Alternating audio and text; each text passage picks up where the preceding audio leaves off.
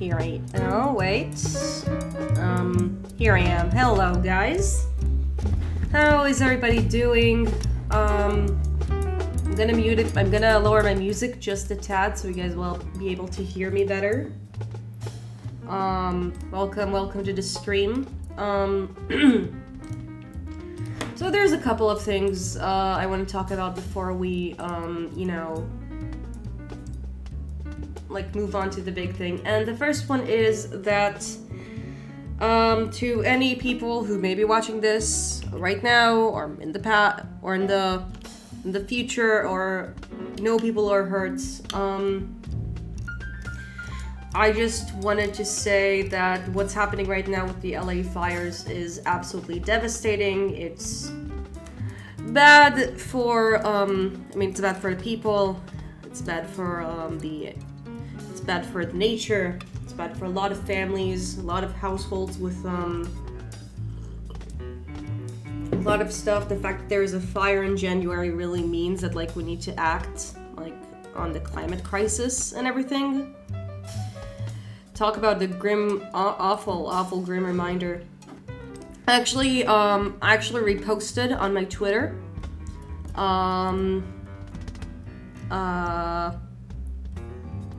a bunch of aid links specifically for animators who are hurt by the fires. So if anyone knows or wants to add, then there's your address. And yeah,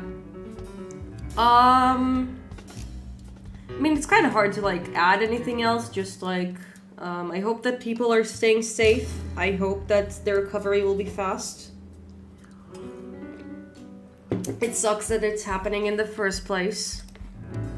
And I hope that like you guys are taking care of yourselves and your families.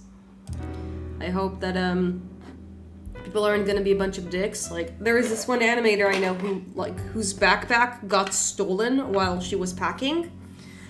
And which is absolutely like why like who in the right mindset would say that like, oh shit, look at this loot that I stole from someone while the fires were happening. That's like ridiculous. It's weird. It's such a, even from the other side, like in my cozy tundra that like has zero chances for forest fire, but like for a bunch of things. It's kind of hard to like cope or understand like this is such a big thing that's happening. So yeah, I had to like say a few sentences about that because it's big and oh wow, that's like, it really sucks that it's happening. I hope that everyone is staying safe and all of that jazz.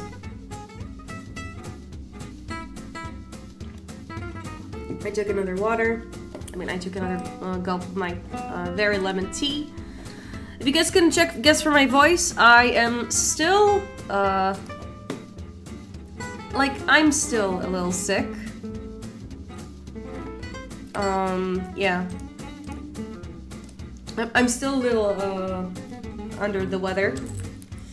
I've been, taking care of myself. I did need to cancel the stream, on Wednesday because of the my throat was not doing well. But now hopefully I'll be more okay, you know.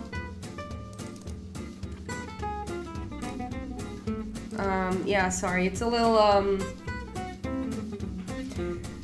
I'm still kind of groggy, like less from like the cough and more like holy shit. Just the general amount of grogginess. Like the expected amount of grog. Like grog from Critical Role, just not fun.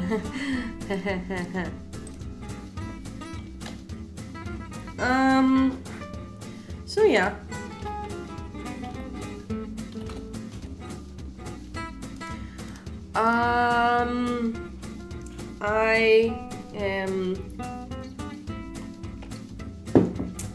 On Thursday, I actually went to the grocery store to the drugstore, to the pharmacy. That's the word. And I bought myself some candies for my throat, like not Strepsils, like something a little more strong. I take it tastes very medicinal and sticks to my teeth, but I think it's helping a little bit. Definitely more than Strepsils, that's for certain. Like, it's really, like, like, if you guys are ever having, like, a sick day, or, like, your throat is sore, just don't get Strepsils. Get more, something a little more comfortable. Other than that, I also watched the third Sonic movie, the one with Shadow. I had a pretty good time with it. Great, even. I think that, like, it's nice to have, really, really good,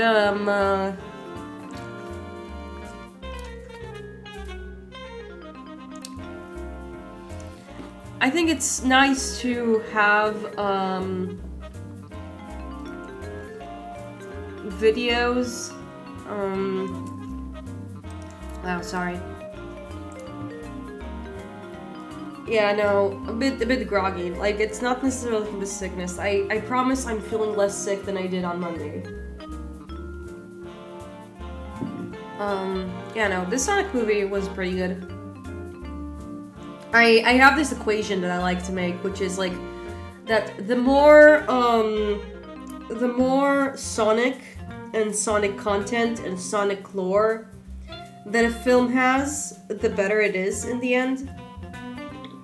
And, because when it's leading up to, like, the other thing, which is, like, a bunch of American comedy, it's just not as good.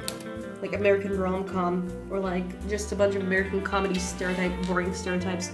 It's just not as good. I came, like, in Sonic 2, like, there's the whole wedding subplot that...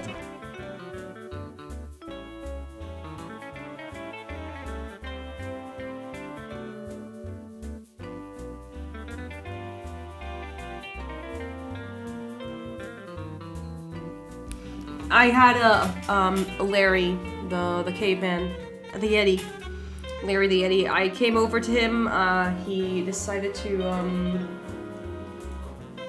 he sat down and, like, looked at my laptop, which was doing a lot of really weird noises, and we fixed it.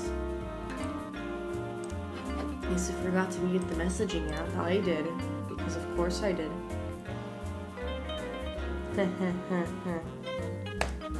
Here, I muted the tab. It should be fine.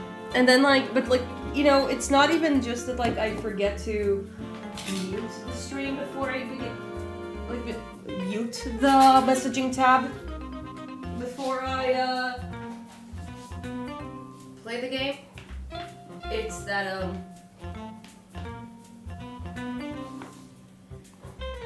it's also that I forget to, unmute it once I'm down, and then I'm, like, listening to voice recordings on like messaging apps, and I'm like, why isn't it making noise? And it's like, oh, it's because I muted it on stream because I forgot to do it. My bad.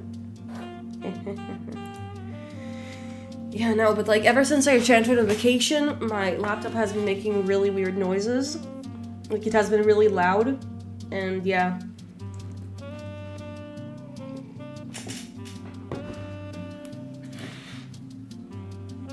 Hopefully now it's better.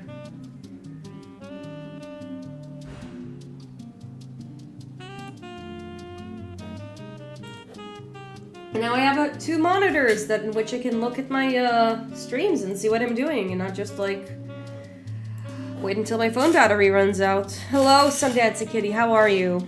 We're playing some Ace Attorney Investigations today. Continuing from where we left off, almost 2 weeks ago. And yeah, I'm looking forward to continuing it picking up from where I left off. Hello to you, too. I didn't miss much, just a bunch of yapping. I also talked about, like, the LA fires and how it's really, really fucking shit. Really not much of a word to say. I hope that people are staying safe. I also linked a bunch of GoFundMes that I found. And yeah, there isn't much of anything good to say about that project, about like what happened. It's just really, really shitty news. Must have been pretty terrifying as well.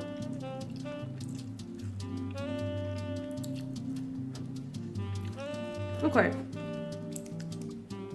So,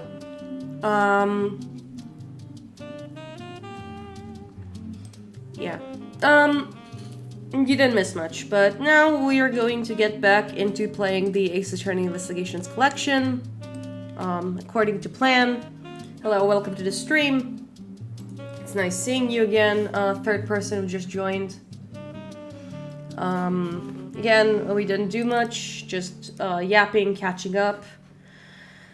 my throat still isn't in the best shape, but like I will have to clarify that like the entire time I did not have a fever. But like even if like you don't have a fever,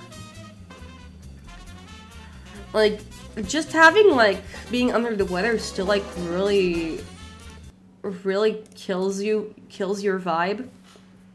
Or like I remember like I went to the drugstore and I bought my cough medicine, and then like I'm going in and I'm like, oh, maybe I'll feel better today. And then like I feel like I feel the breeze and my nose just gets overwhelmed and I'm like, no, I better go home. I have to go home. I must return. I'm not equipped to this. Bye. Goodbye, sweet world. Farewell forever. It's like one of those types of stuff, you know. Yeah. Anyways, I gotta readjust the game capture. Oh my god. Oh my god.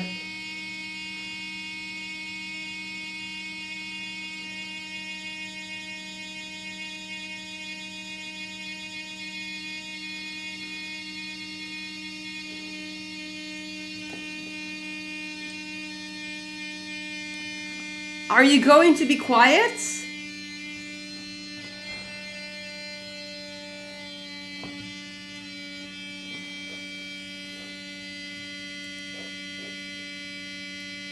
Yeah, the laptop is overtaking this. I know my laptop is overtaking the stream, and I was just talking about how the Yeti managed to clean it up. I absolutely do not know what's going on. It's so annoying. What am I doing wrong?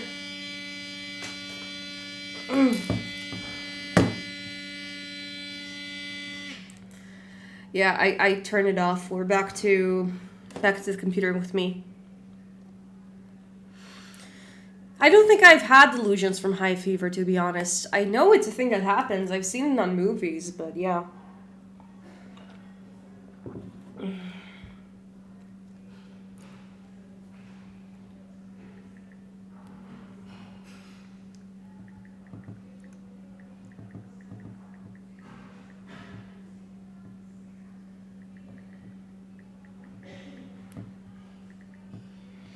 Like, I have to explain this to you.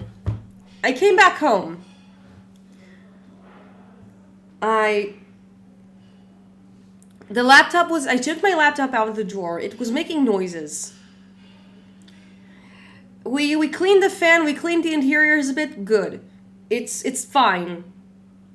1 week, and like, it's being a little noisy, but it's not making like the big buzzes. And then a week passes by. I open my laptop again. It's starting to buzz again. It's basically a nightmare when being awake. Well, for me, it happens sometimes. Yeah, does not sound pleasant. I'm like, what the fuck did I do wrong? Like, the computer was completely quiet and fine for like 10 minutes, and all of a sudden, bzzz.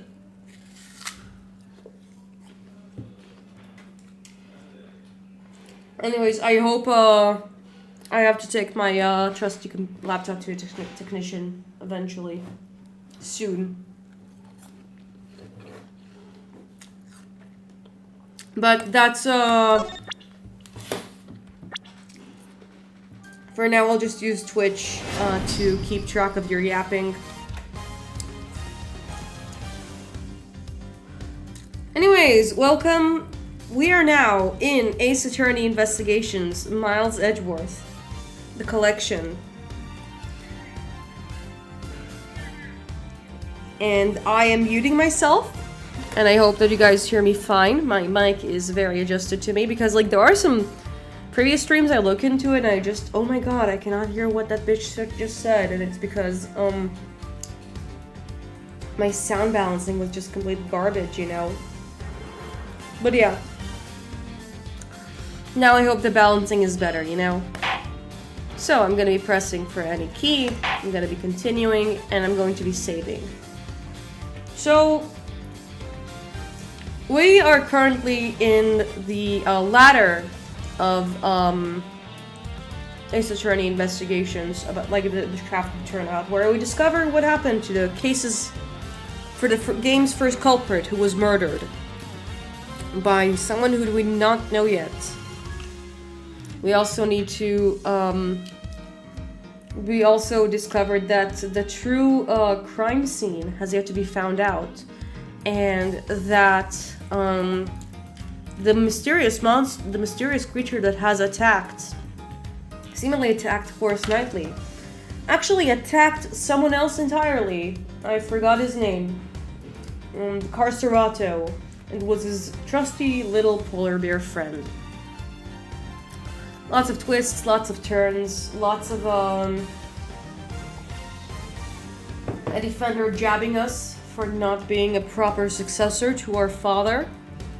And now we're going to go to crime scene recreation, which is gonna be really cool. So yeah, we're getting close to finishing this case. Hopefully we'll finish it today. That's at least my prediction on that part.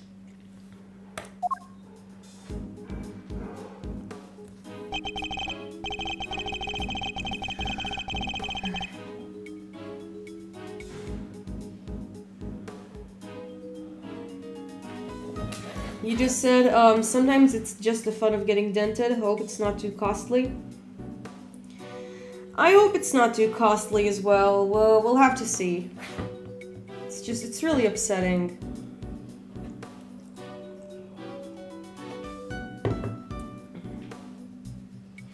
Because, honestly, I genuinely don't think that, like, putting my, laptop in a drawer for, like, over a week would really hurt it. And it's like the Yeti, ended up, cleaning up the fans and everything, and I thought it was fine enough, but no, it wasn't. Anyways, let's get into character. Here we are again. Let's hope we can find something this time that will finally reveal the truth behind it all. Yeah. I think maybe the fan got dented. That could be it. I think that, like, the fan got dented and it's, like, getting everything fucked. We'll have to see. There's nothing left to investigate! Judge Gavel's deduction yesterday. There is another possibility, one you seem to have overlooked. The well in the yard. Could a body not have entered from there? In summary, the body must have been thrown down the well and moved to the workshop. And at some point during the show, tell me, who else could have done that but Mr. Saint? Had Knight's body really been thrown over the well? The answer to that question will surely show us the way forward. But before we begin, I should tidy up and organize a little. And we throw away some evidence. Let's see there.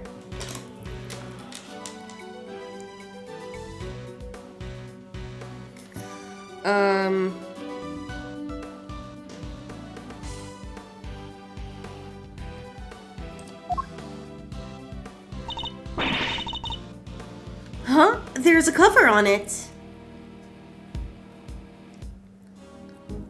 And for some reason, Twitch is refusing to show me the comments, so it's gonna be a little challenging.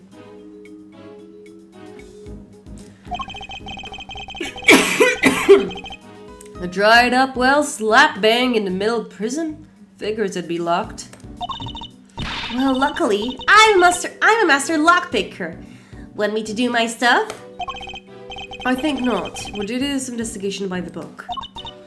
Come on, don't be such a stick in the mud. Whoa! What is it, Kay? The lock's broken! And for the looks of it, it's been broken for a long time.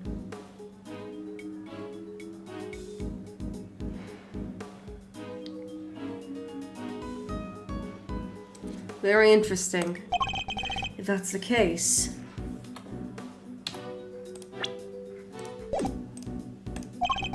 That anyone could have thrown Knight's body down the well. Judge Gavel's theory was that Mr. Saint carried out the murder here in the yard. And then, during the performance, he threw the body down the well. What are you thinking, Miles Reno? Plausible or no? Oh, why don't we see if Miss L can help us out again? He'll be able to tell if Mr. Knight's body was there and which way it went. Good idea. I'll call Detective Gumshoe. Let's let the dog help us again, hopefully. Gumshoe speaking. Detective, I need your assistance. Come to the prison yard and bring Miss L with you. You bet, sir. Gumshoe 7, secret weapons to the rescue again, huh? I'm fairly sure Miss L belongs to the precinct. Yeah, but Gumshoe's the one taking care of him, Edgeworth. Let him have it. I'd also like you to bring one of our witnesses. Call the Berry Big Circus and Miss Regina Berry to come down here with you.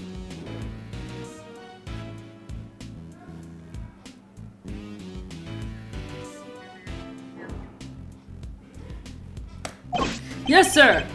I'll be there before you know it. So, what shall we do while waiting for Gummy? How about a quick game of hide and go seek? Fun idea, kiddo. But where exactly do we hide? He's not seriously considering it. He's not seriously considering it. There you go, that's more of an accurate tone. Your game can wait, Kay. We need to call one of your more practical skills. I think you know the one. Oh, you bet I do! One crime scene recreation coming right up!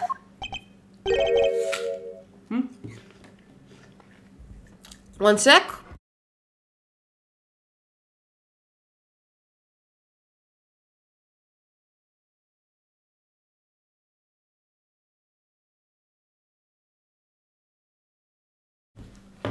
I'm gonna get myself some fruits and I'll be back.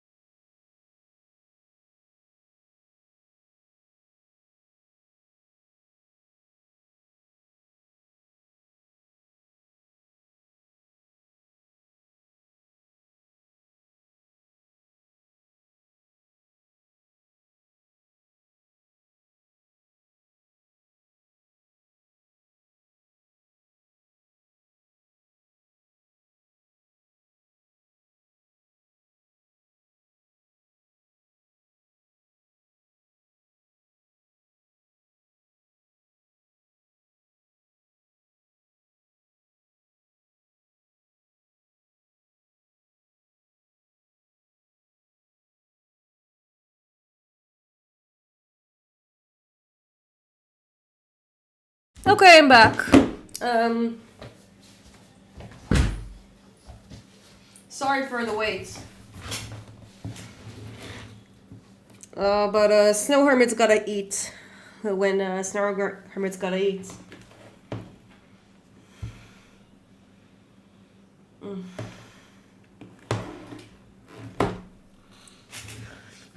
Say what now?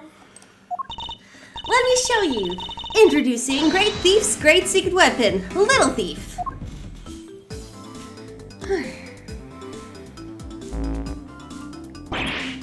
Whoa, screens appearing from thin air. This is some next level tech, little sis.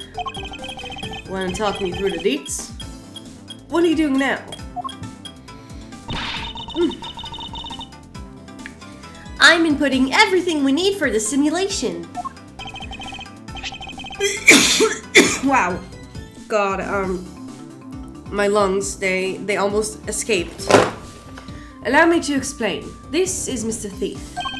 It's a device that can recreate crime scenes at specific moments in time based on the data you feed it. How about I start us off with a recreation of what the yard looked like yesterday? Good idea. That was when they were in the middle of tearing down a stage. We didn't pay much attention to the well then. Who knows, we have overlooked something. Leave it to me. I'll use this photo. I'll use the photo I took. Bippity beep boop beep. That's all the data. Just gotta pump the production power to the max and dark skies of evening, where no other birds dares to take wing, one alone remains all seeing. Now witness the true power of a real modern day Robin Hood. Whoosh.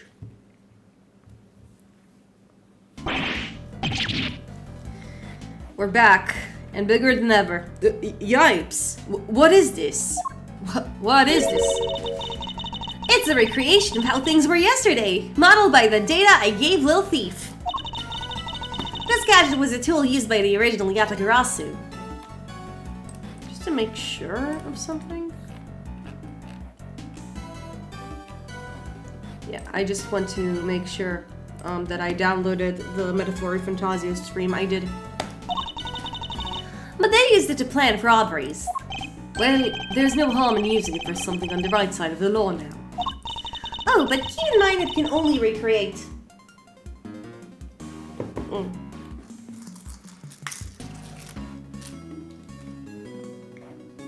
What do you tell it to? Yeah, sorry. It can't simulate things it doesn't have data for. And if the data itself contains mistakes, then you'll wind up with those same mistakes in the recreation too. But this particular recreation is based on case photo, so we shouldn't run into any problems. That's enough preamble. Shall we get started? We indeed shall. Let's see what we can find. So one of the nice things is that because I don't play because it's been years since I last played this, then I don't remember a lot of like the final conclusions. I only remember one thing, and it's a big one, but other than that, I'm a clean slate. Don't forget, you can examine stuff in the recreation just like in real life.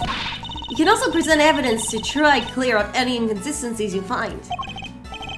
Well, hey yo, sorry for the delay. It's okay, GamerCore.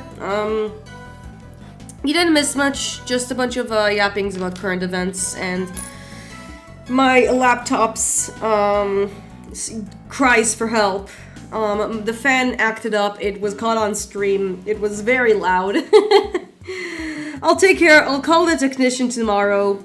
Larry the Yeti did his best to like try and clean up the innards, but it did not work, unfortunately. Now, let's take a look at that well. That's where I need to begin. I hope you had a pretty calm weekend. We should examine this area carefully. It may just hold the clue we need. Let's see. We know the lock is broken. Let's examine that. The well was behind the stage, which means there aren't many people who could have thrown... Oh, there aren't many people who could have thrown that Knight's body down during the show. This is looking worse and worse for Mr. Saint. Anything else? Maybe we should look up. You know, it doesn't seem like there's anything upwards that's worth mentioning. How about the rope? Okay. There's a sturdy-looking rope lying on the ground. Kinda reminds me of the ropes we used to playing tug of war in school. The answer is no, Kay. What? I didn't even say anything! Yet. I see it also has a metal stake attached to one end. Oh yeah! It looks like something you used to put up on a tent. But there was no tent, was there? In which case, what was it used for? What are a bunch of pulleys doing here? They don't seem to be, well...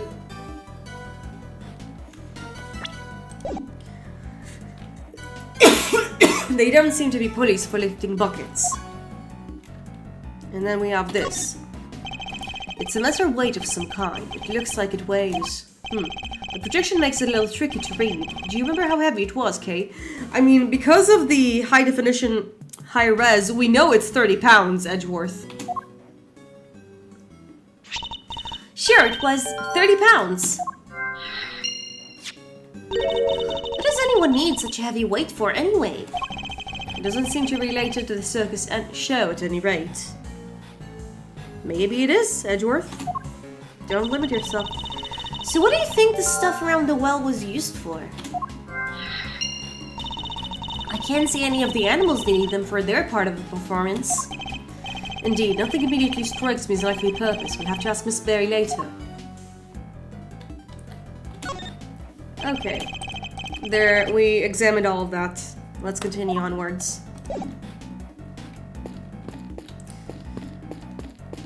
Let's see. Oh, there was also a cart and elephant, a wicker basket, or rather a cod given the wheels. Hey, wouldn't it be fun to hop and race it down the hill? She's not wrong. Ooh, you know what else could be fun? Racing down a hill in office chairs. Where did any of that come from? She wants to race, don't blame her. Huh? What was the name of that trunk happy friend again? Azia, the ancient elephant.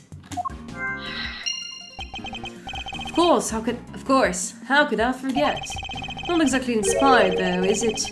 Was it Miss Berry having an off day when she came up with it? Edgeworth, how dare you? Oh my gosh, Edgeworth, not in front of the poor elephant herself! I mean, it's a hologram. I suspect that's all about there is to find for now. Detective Gumshoe should be here soon too. Okay, you can power down Mr. Thief for now. Sure thing. Prepare to return to normality. I like how Kay just accepted the fact that Edgeworth is bad with names. And just, like, let him call it Mr. Thief when it's a little thief.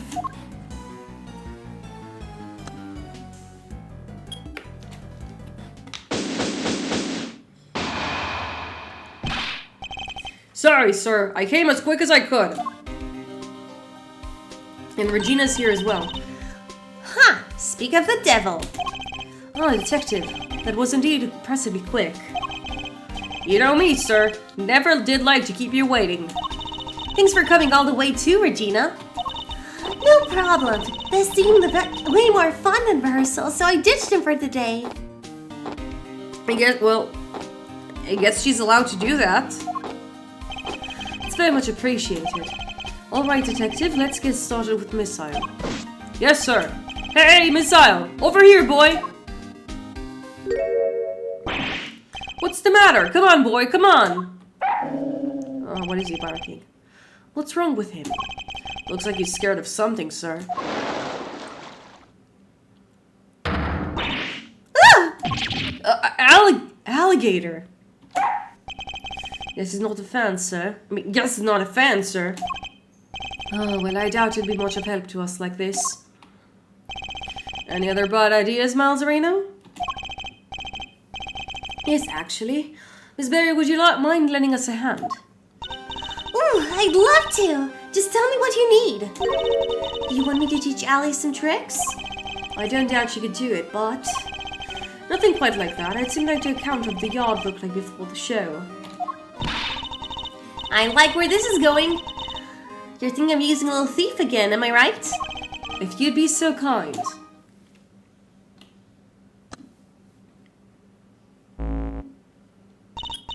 Okay, I plugged in all the data. Firing up the simulation. Let's return to the investigation.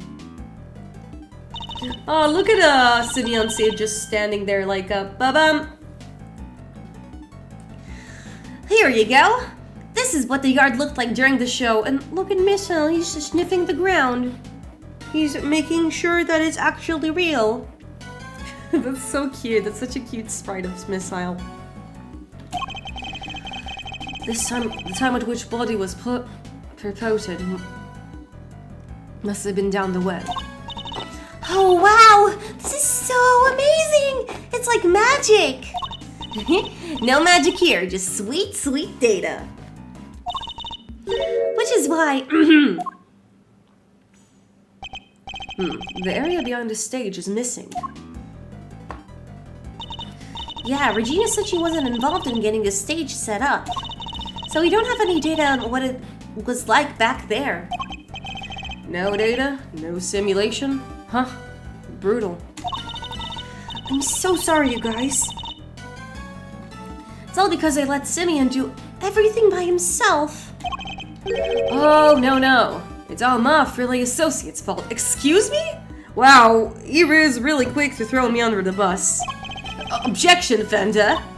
Anyway, we've got a fresh simulation by now, but we still need to have the other data too. I can switch back when you want the other recreation of them taking down the stage, so we can examine the scene both during and after the show. And switch between them two as well. This is already a build-up on like what was in the original game, you know? Like you can actually toggle between the two sets. We can switch between recreations by using T to talk with K. Now then, let's continue the investigation, shall we?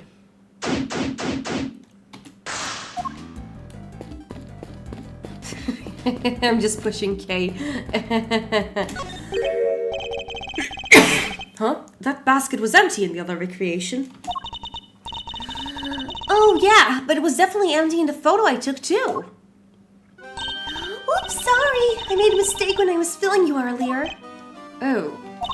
The baskets were holding us as food, but on the morning of the show, all the apples that were in had vanished. Poof! I totally forgot to mention it. Sorry. Disappearing apples. I should make note of this. This could be a huge clue. In the pen that held Zia, the Asian elephant. Now empty as the lady herself is on stage. I wonder how they got there in the first place. What do you mean? Well, the entrance to the yard is people-sized. And there's like a gazillion begwards pumping through the fence. Kind of risky, no? Not if one turned up the electricity. Yeah, but then all the prisoners would escape. Through an entrance blocked by an elephant? I think not. This is a real puzzle, alright. I'll need to give it more thought. I'm guessing that Kay found her own mystery while we do the big one. She seems to be enjoying the challenge. I'll leave her to it. The great thief's great secret weapon. Color me intrigued, Miles Areno. Not exactly by the book stuff, you know, though, yeah? Using great thief doodads in the official investigation? Whoa, enough with the death stares, Chief. I'm cool, okay? I can keep a secret. Anything for the truth, am I right? It's possible that vital evidence has already been destroyed. Without Kay's reproduction of the scene, we have no hope of finding it. Like the apples! Hey, relax. Like I said, I'll just zip it and nod politely while you cats do your thing. Thank you. That would be very helpful.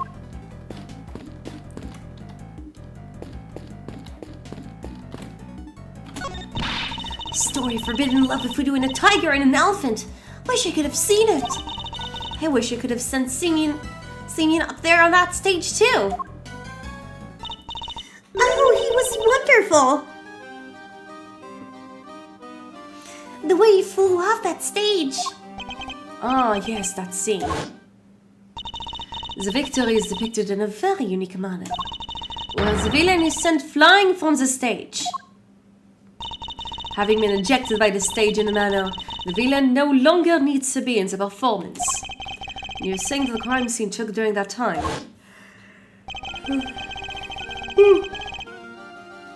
Roughly how long would you say Mr. Saint was off stage for Mr. Derry? Let's see. I guess it was around 15 minutes. Just as Juvel said.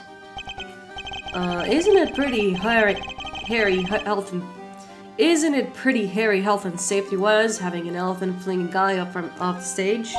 Not at all. Azia is very gentle. I'm not sure it changes much if she flings him gently or roughly. Too gentle, in fact. When we first rehearsed it, she barely nudged him. By the end, he was flying off that stage, not because of Azia, though.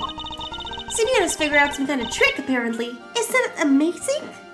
I guess he also... That's interesting. A trick. Do you have any idea what kind of trick? Who, me? Oh no, it was Simeon's big thing. I wouldn't know where to start. And now I remember how we pulled it off. I'm guessing we can logic some facts together. Huh. What is it, Mr. Edgeworth? I meant to click the logic button. Wow. Classic.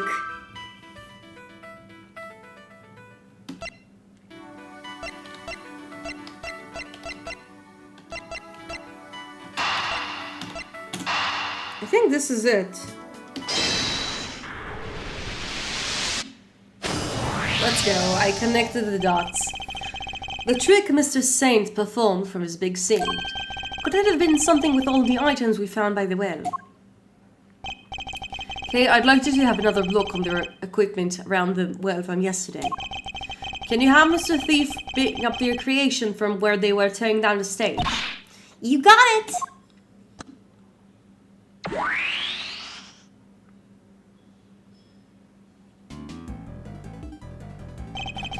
Take another look at these items.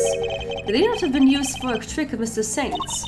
Sounds plausible enough. Hey, maybe I could add that to the simulation. Good idea. Please go ahead and ask Mr. Saint for the details. Roger that. I'll be right back. And there she runs. I'm back! And he told me exactly how he did it. Excellent. Well, how does it work?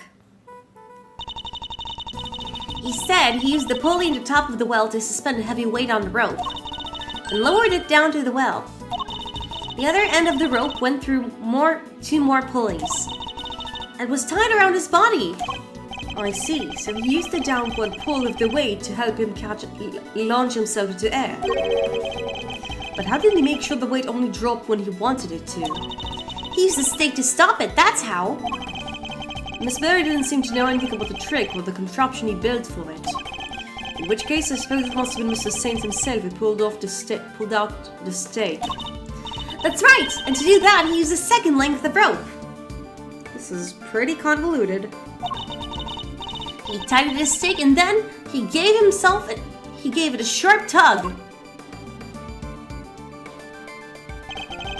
The stake was released and the weight dropped down the well. Myth busted. It's a great trick. I have to steal it. This one has to go in the Great Thief's repertoire. For what exactly? We don't know. It may not be quite that easy. These kinds of circus tricks can require years of practice to master. Simply stealing the idea wouldn't be enough. Alright, practice it is then. Well, before you run away to do so, would you mind updating the simulation? Oh, right. Then we can see how it all worked for ourselves. Okay, I'm switching back to the recreation for the performance. And there it goes. And now, to add in the data. The thief should be able to produce the trick now.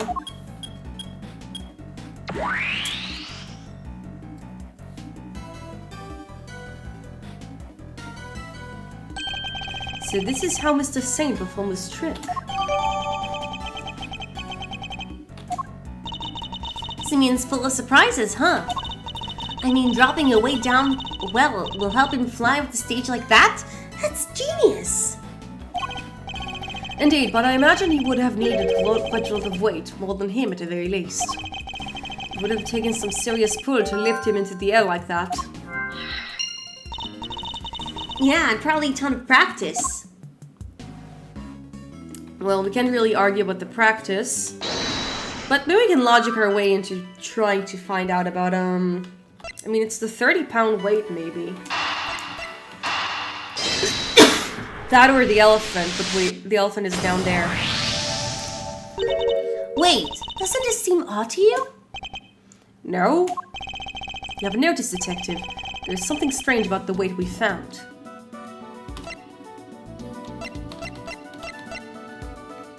I'm gonna save a bit because I don't want to get the wrong Nah, I'm not gonna save. We're gonna take a risk. Will one weight of its own, would it be heavy enough? A single 30-pound weight could have lifted Mr. Saint... Couldn't have lifted Mr. Saint off the ground. Oh, yeah! In which case, could there be perhaps some weights missing? Sounds like a job for my 7 secret weapons, sir. Should the need for them arise, I suppose I should speak with him then.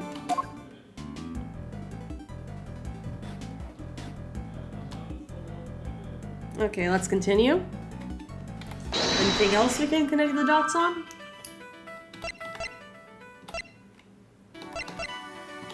I don't think we can yet, so let's talk to Gumshoe and see what he can bring us.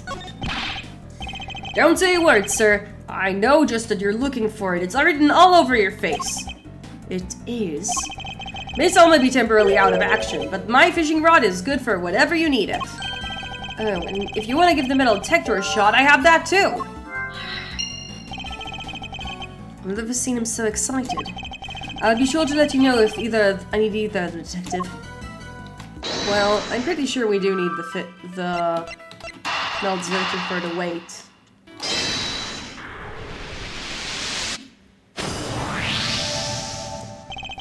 Detective, I have need for one of your secret weapons. Roger that. The metal detector, if you would be so kind. I don't even remember whether we used the fishing rod ever in an Ace Attorney series. Pretty sure we did use, like, the metal detector, but I'm not sure about the fishing rod. Oh, geez, I'm never gonna get to use my fishing rod. So before I get started, let me run you through how the metal detector works, sir. It's simple enough. It uses this sound. And this gauge to tell you how close you are to something made of metal. The closer you get, the more strongly it'll react. When it starts going wild like this, just give me the order to examine the spot where I'm standing. Say, what do we got here? Oh, the fence. The metal detector is super important to Ace Attorney 1. I was talking about like how the fishing rod isn't important. Metal detector, like, I know what it did. I played the game millions of times. Anyway, that's how it works. You tell me where you want it to look, sir, and I'll get right to it.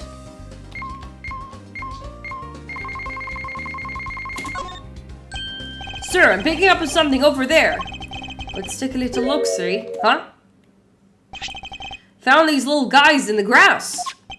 They're the same as the weight we found by the well. They must be from Mr. Saint's trick. Oh, it was. Wow, I completely forgot the fishing pole was used in the case. But it has been a year since I last played Ace Attorney 1, so fair. Someone hide these here on purpose. I count 4 altogether, sir. They would be more heavy. Then they would be more than heavy enough to send him flying. But somebody hid several of the same weights as the one by the well. But why? And why over here?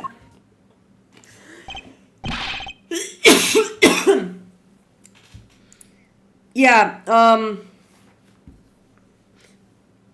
that's also true. Yeah, nice work, me. Yeah! It's, the alligator. Alligator! That thing already gave me a heart attack. Huh? What's the matter, detective? Yeah, thank you for all the blessings. It's the metal detector, sir. It's, reacting to the alligator. What? How? You're sure it's not responding to the weights we just found? No, sir. I'm sure this is something different. And now I'm sure it's coming from the alligator. And she's gone. Ha ha ha! Ha! We scared a big snapper good. I don't think that's it, Kay. Huh? Then what is it? Allie hasn't been herself lately.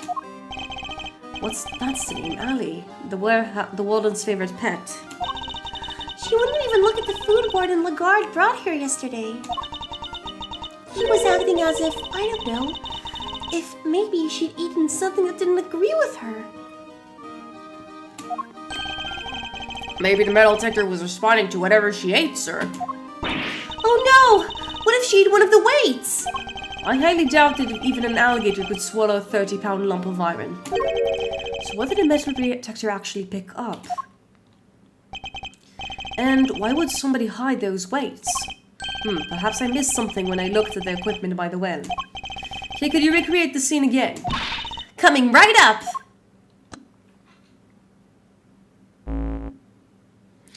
I play that game all the time. It's been a year since I last played Witches at Hale. Yeah, I just noticed you typed that. I played, like, it's been years since I last played it, but during the years since I last played it, I played it a lot. So, I think that I should correct the I played the game all the time. It's not that I play in present tense. There we go.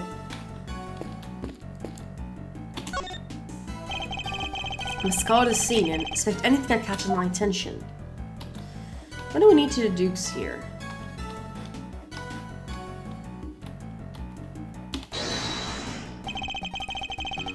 Let's see.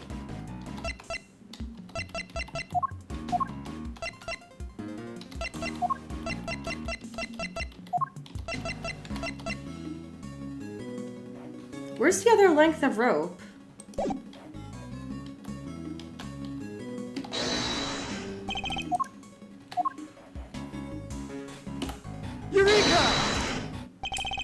Think about the two recreations. The one during the performance and the one we're looking at right now. There's a major difference between the two. Namely, the one of the ropes is missing. Oh yeah! Mr. Saint's shrink wouldn't work with only the items we see before us. So what happened? Where did the missing rope go? I think one of the pieces of evidence we've collected might tell us exactly that. Really? What shows us where the missing rope went? I think it's the rope itself. Mr. Knight was tied up with it.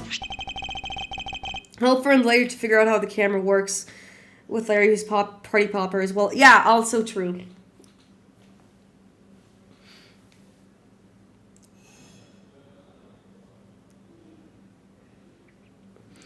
Oh yeah, that's true. I remember the party popper that they found.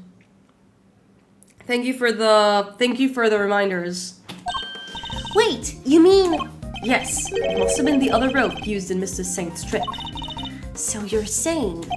Yes, that this is the rope that it did indeed have a weight attached to it. But it wasn't any of the iron weights we found. Those were hidden in bushes and replaced with something else. When was it, Mr. Edgeworth? Come on, I'm dying here! Think about what the rope found in the workshop was related to. Do that and you'll soon figure out the answer. It means that Bronco weighs like 90 pounds, 120 maybe. The weight dropped down the well of the iron in place of the iron weight was Mr. Knight's body. It could only have been Knight's body that was dropped down the well. What? Mr. Knight's body was that weight? Yes, somebody first swapped the weights used for Mr. Saint's trick. Oh my god, prepare another bless you, I need to cough again. There we go. Then Mr. Saint used the contraption to make his exit from the stage. When he let the rope around his body loose, both the rope and Knight's body fell into the bottom of the well. That rope was never used to restrain Knight. It was used to suspend his body halfway down the well.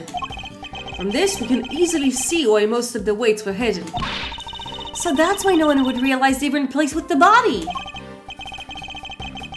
Thank you for the prepared bless you. Precisely. We can only further deduce that they were hidden by the killer. Whoa there, gang. Wasn't poor old Bronco stabbed in the neck? Wouldn't there be blood everywhere, including down the well? Oh, the killer thought of that, which is why they used this. And that indeed was the bloody tarp. Take that! This tarp was found with the body. I think it was likely Knight's corpse was wrapped in it. Ooh, another piece of the puzzle falls into place. It's all coming together now. I love it. But all we're doing is proving that the body did go down the well. Which means we're helping to prove that Simeon was the killer. No, not quite. But what about what Judge Gavell said yesterday? Ah, but if Mr. Saint was clearly a killer, why would he need to go to such lengths to commit this crime? That's true. Knight's body fell down the well when Mr. Saint used his contraption during the show. Therefore, it reveals nothing about where the real killer actually was, or what they were actually doing at the time. It's only designed to throw suspicions onto those who were not in the show. Yeah, I guess we did suspicion Mr. Canese right away, huh? That was the killer's goal, to make us think that the crime took place during the show. In other words, they used the well contraption to construct an alibi. Miss Berry, when exactly did Mr. Saint pull his contraption together? It would have been the day before the show. The night before, actually. Yes! We started getting ready for the show around 9 p.m. And I think we finished around midnight? In which case, the killer must have switched the weights out of the body after that point. Curious. Did Canese somehow know about this contraption? Even if he did, he wouldn't have been able to do so much without it. And I highly doubt that he taught his dog to suspend bodies halfway down the wells. Which means Canese isn't a killer. Okay, what else do we have to figure out?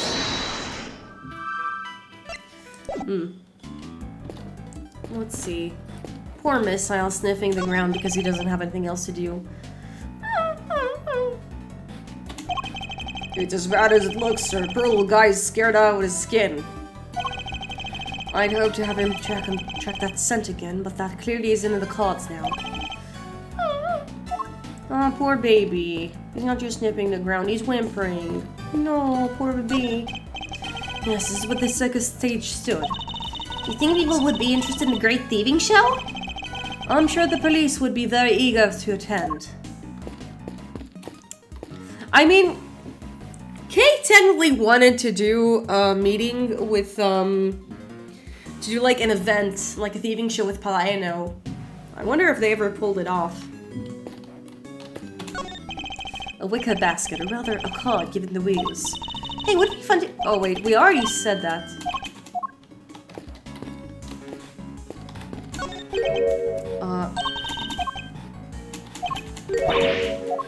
Anything else we didn't examine yet? This pond is sent to water the god's beloved alligator. And look! Those bones must be from her latest meal. I somehow doubt the navigator could pick a carcass so clean like that. You think? I get a feeling she was rather ladylike. In her own way, actually. If you say so. Well, I do. I can have a sixth sense for these things. An interesting talent there, not one I'm particularly envious of.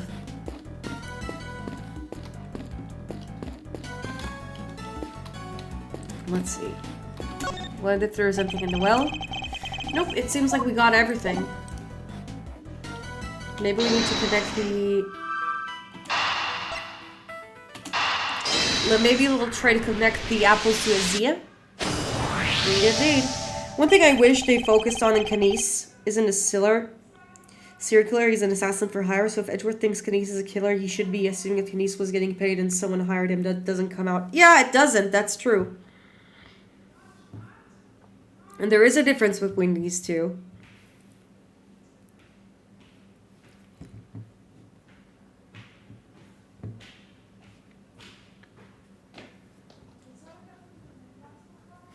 The apples in the basket were likely eaten by Azia.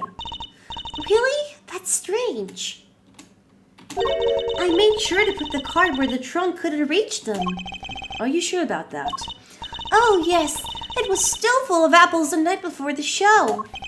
And we must consider the possibility that the cart was moved somewhere within Azia's reach. A large basket of apples couldn't have been moved by the wind. which likely means somebody moved it for a reason. So before the show is even started, the cart has been moved and its apple is eaten. Like, Kanice isn't gonna kill people for no reason, yet he doesn't even question possible motive or reason Kanice would have for killing Knight. That is true. I think that, like, with Edgeworth, it was like, oh, he was guilty, once guilty, must be guilty again, or something like that. Will do! I'll add that into the simulation of the performance then. Let me change the back to recreation first. Updating based on what Regina told us now.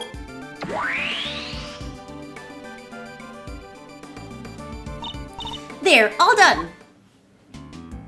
Let's see, let's examine the card again. Little wonder it smelled like animals. It was being used for the elephant. Told us he has apples, right? Yep, like it was full of them the day before the show. So they vanished overnight. Ooh, did you figure something out, Mr. Edgeworth? Quite possibly. Let's see. Do I have any logic to connect?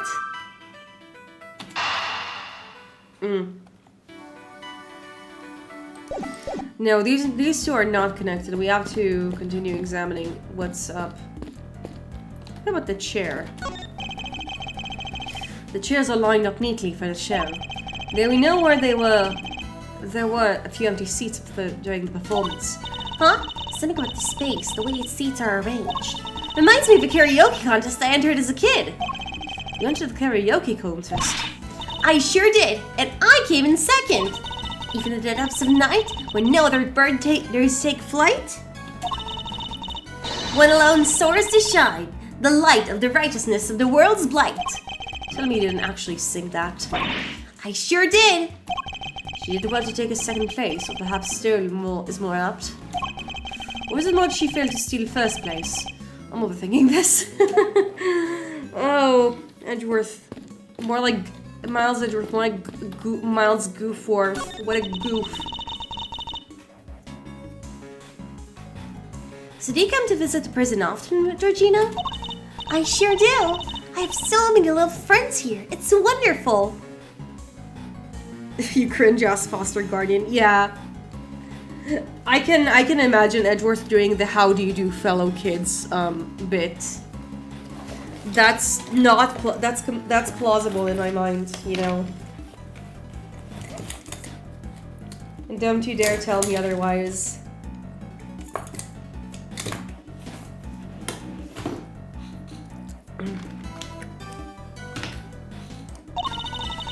They're all such sweethearts. Sweeties, the old faces and the new. I made a new friend only yesterday. Allie was just the cutest. Cute, that full-grown alligator looking in the depths of the pond. Alligators can be cute. Edgeworth gives Big Spencer vibes to iCarly from his relationship with Case. I think he's a little more introverted to be a Spencer, but I can see what you mean, in a sense.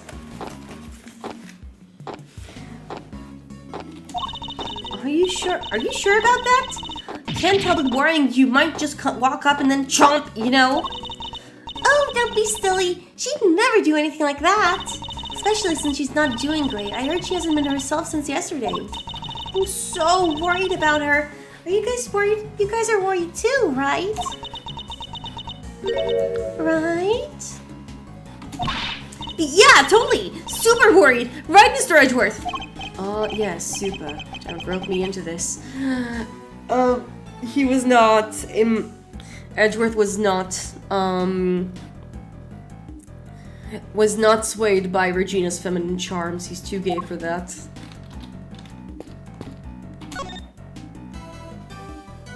I think I already examined all of it, no? Yes? That's one heavy weight. Kind of makes me think how much...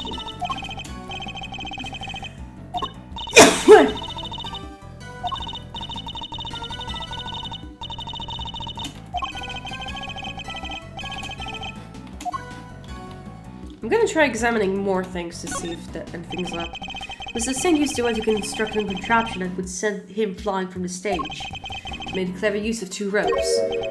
2 ropes. But in Teardown Recreation, wasn't there only... Should try switching to the simulation, double check. pretty sure I already saw what's going on here.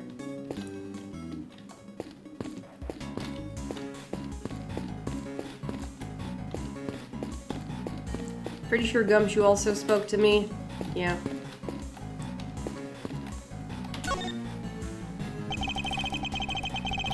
Okay, not anything to be found in here. I can try connecting these two. Apparently they were connected, my bad. I see. The basket was moved the night before the circus performance, and we deduced that the weights were switched out of the body around the same time. Hard to chalk that up for coincidence, huh? Then the next question should be asking is, why was the cart moved? I think I can hazard a guess. The cart would have been blocking that door. Which can only mean somebody needed to open it. Now, let's see what's... Oh, great. It's locked. Let me ask the guard for help. Hey, Mr. Guard! I wonder what the guard is thinking, that like he's in the middle of a green-ass simulation. He must be a little shocked by this. That was fast! God, where's the key to this door? Oh, the warden keeps hold of that. I'll go ask her for it. Warden Legard is the only one with the key. Meaning, if somebody did open that door, they would have had to get it from her somehow. Thanks for the help. Look at all these breakers. They must control the electricity of the whole prison. So we're thinking somebody got in here the night before the show, right?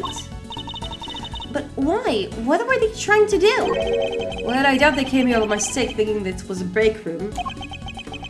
Guard shouldn't have smoked weed and greened it out. Yeah, he should not have. Did they turn off the power or something? Come to think of it, wasn't there something that lost power? What might have lost power when the breaker flipped? We know there was a power outage.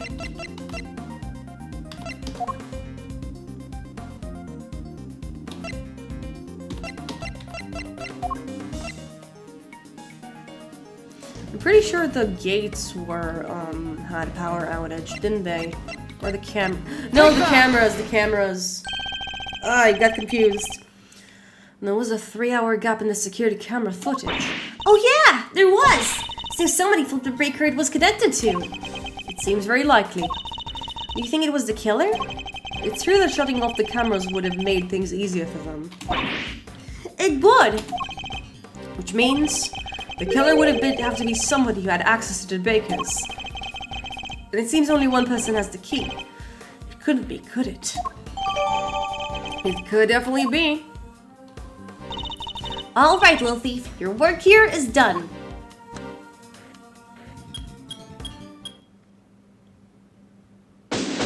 Investigation complete. Huh? Okay, it seems like someone entered the stage, but before we go there, I gotta go take a piss. So give me a minute or two, and I'll be back.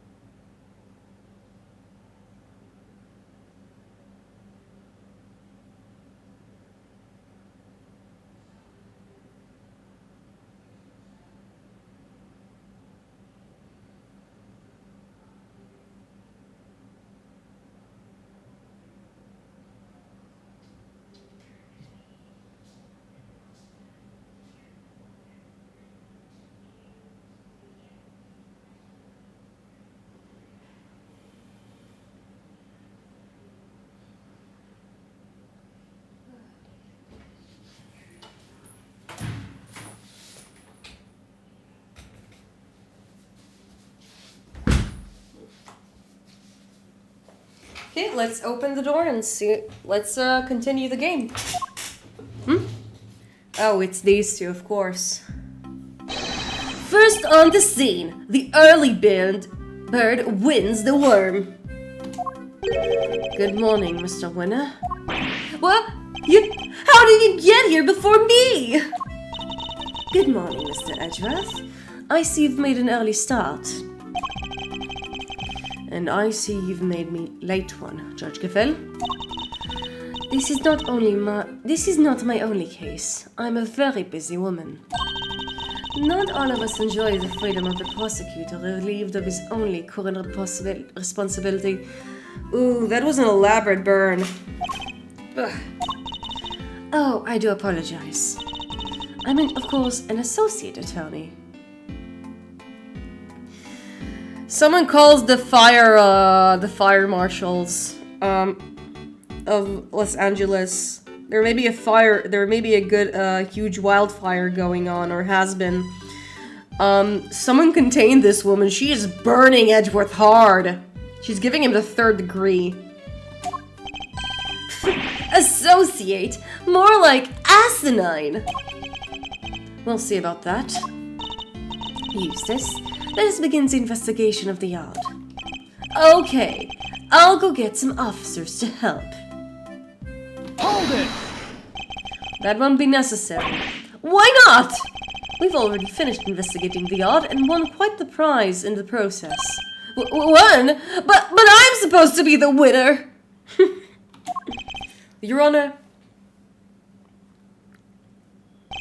I'd like to revisit your theory from yesterday, in order to thoroughly disprove it. I would caution you to choose your words carefully, Mr. Edgeworth. As I am sure you remember, your revenge is in thy hands. How could I forget? You've told me several dozen times already. Perhaps you'd care to just try a different threat? Overruled. You have been word repeatedly, yes, and each time, my words seem to have fallen on deaf ears. Allow me to make this crystal clear. The committee cannot and will not tolerate insubordination. Objection!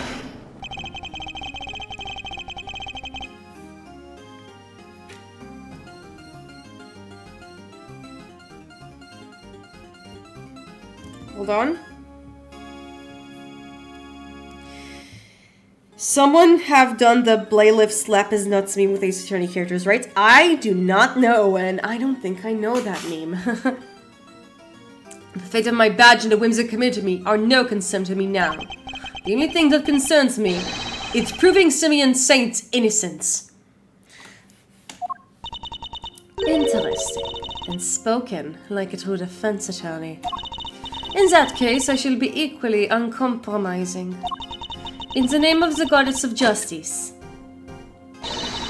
I will strike your case without mercy.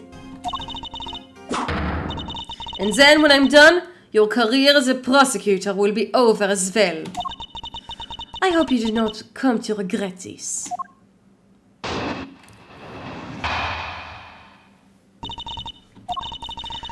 My theory remains the same as when I related it to you yesterday. Mr. Carcerato did not see Mr. Knight's body when he passed through the tunnel. As such, the body could have only been dropped down the well during the show. We both know that the only one who could have dropped the body down during the show was Mr. Saint. And that's your assertion, and you can prove it, of course. Of course she can! Who do you think you're up against? What Eustace means to say is that we received the final autopsy report just ahead of your arrival. Oh shit, she has the autopsy report. The autopsy report, card, prepared. Unlike someone else. Tables have turned. She really is a busy woman, busy looking after baby Winner. Like baby Whiner. Winner. The victim appears to have died before the body was discovered. In other words, the night before the show. The cause of death is as stated. It seems the wound is 4 inches deep. Ooh, that's long. She doesn't need you to hype her up, Eustace. This relationship isn't two ways. No, it's not. That's true, Kiana. Simeon Saint was off stage for a period of 15 minutes. That was plenty of time for him to throw the victim's body down the well. Judge Gavel hasn't investigated the yard yet, which means... I feel there may be something of a flaw in your theory, Your Honor. You seem very confident in that. But do you have any evidence to prove it? Yes, I think I just might. And I just like the who do you think you're up against. Yeah, absolutely. She doesn't need you to hype her up. Eustace. She already has her own hype pre-built the moment that her kick-ass theme song comes into gear. Yeah.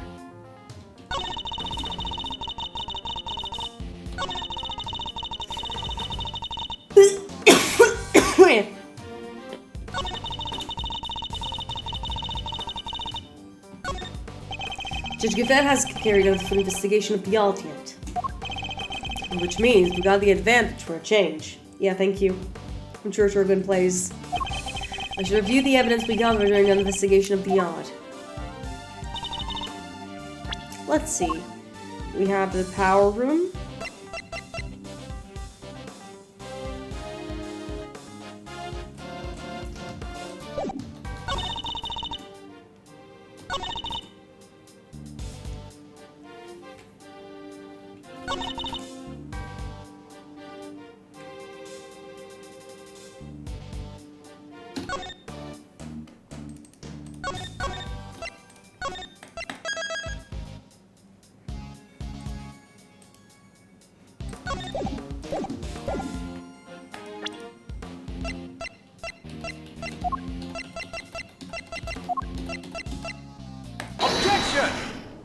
I mean, not really. Anyone could have pulled a pin.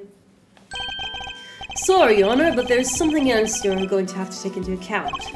The one the yard was rigged up to create a certain unique contraption. A contraption? Go on. You will recall that Mr. Saint was sent flying from the stage by the elephant. I do. Just before he was absent some time.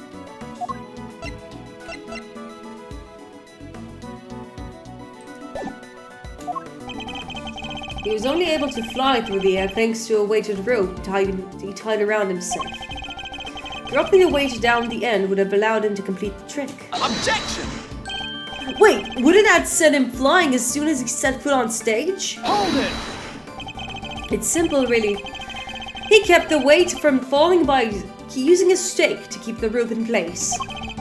With a second rope, he was able to pull the stake free, thereby controlling the weight when the weight was dropped. We have found evidence to suggest that the original weight was replaced with Knight's body. This was done by the real killer in order to create an alibi. The estimated time of death tells us the murder took place early in the morning. The killer could have tampered with the contraption in the time between the murder and the show. Objection! You're saying Mr. Saint himself set the contraption up, right? Well then, who do you think is the #1 most likely person to have used the body? Even you must see how this looks. Objection! Why does this man have a pointy stick? Because he's compensating. Hello, Explode Things. Good to see you on stream. If Mr. Saint was the killer, he could have simply done as Judge Gavel theorized, without the extra steps. Miss Berry. Yes? Does anyone else know how Mr. Saint's trick works? Well, let's see. You had to get the prison's approval on what we were going to perform. So I don't think Simeon is the only one who knows. And there you have it. Overruled. Edgeworth has PowerPoint? Yes. Yes, he does, apparently. It came with his office bundle that, the prosecutor's office pays for. And yet, I fail to comprehend your actions still. Why do you not work to do what is right? Is what I'm doing wrong? You have Uno. It came very clear abstract. You have fucking Uno. Maybe the prosecutor's office also has Uno. If so, who dreams it that deems it so? How could you not grasp even that? How can you not see that you are doing wrong at this very moment?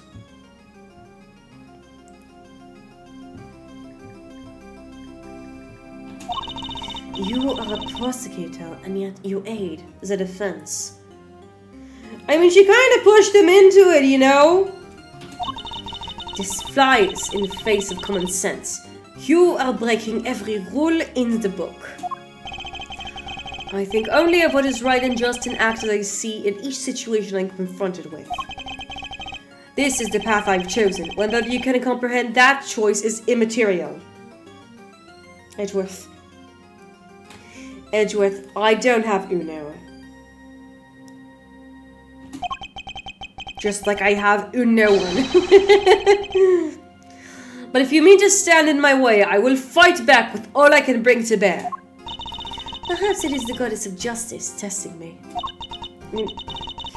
Very well. If it is her will that we must fight, then I shall end this once and for all. Listen well, Mr. Edgeworth. For there is another reason why Mr. Saint can only be the killer. And what is it?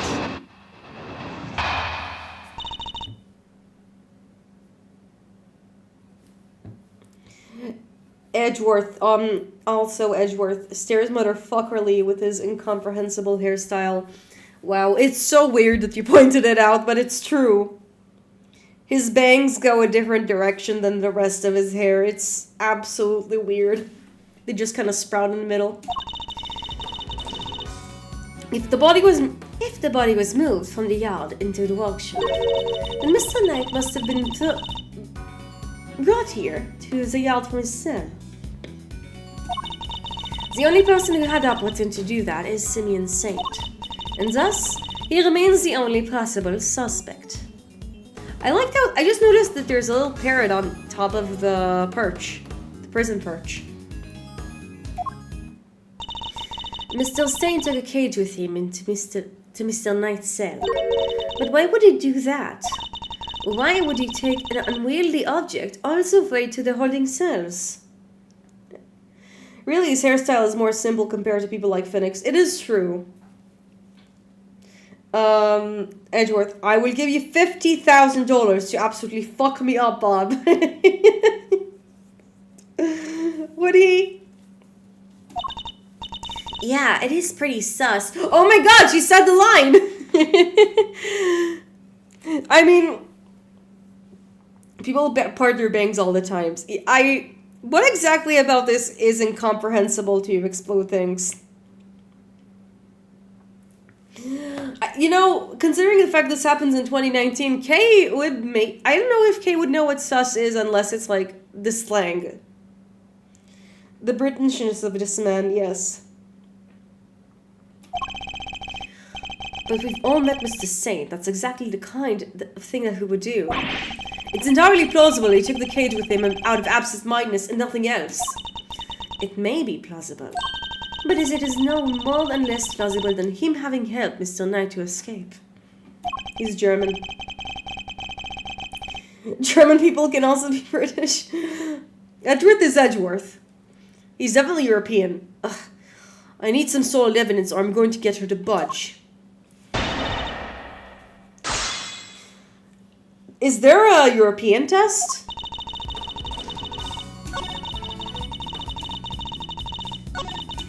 If the body was moved from the yard to the workshop. Gay, yes. Gay and European, this, somebody say.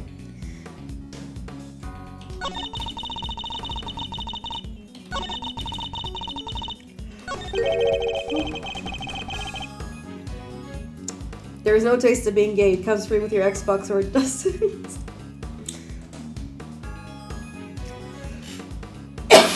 Damn. Surely Mr. Saint isn't the only person who had the opportunity. It must have some evidence that can help me break this deadlock. If the body was moved from the yard to the workshop,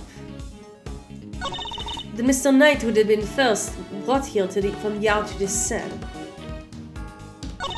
The only person who had the opportunity to do that is Simeon Saint, and thus he remained the only possible suspect. I'm gonna try pressing some testing. Speaking of tests, how much donations did you get to take the King test, Hale? You didn't answer last time. I mean, first of all, I'm not getting paid to do this. I can add this at like the 75 follower milestone. 50 followers, I'm playing, I'm feeling Hay would take the test before playing League of Legends streams. Yeah, those are the milestones. 50 followers, we're doing a Honkai Star Rail stream. 75, we're doing the King test. Sorry for any, under 18 people in my audience.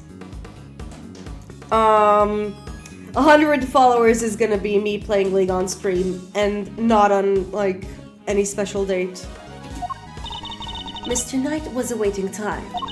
If he, a random non-inmate, had openly entered the prison proper, he surely would have been noticed. Underage League players in my audience, no! He surely would have been. And presumably none of you witnesses have testified to seeing such a thing. Precisely. Praise be the goddess of justice for granting you this insight. So, as you will agree, it can only be that Mr. Knight was brought over in here in secret. Whew.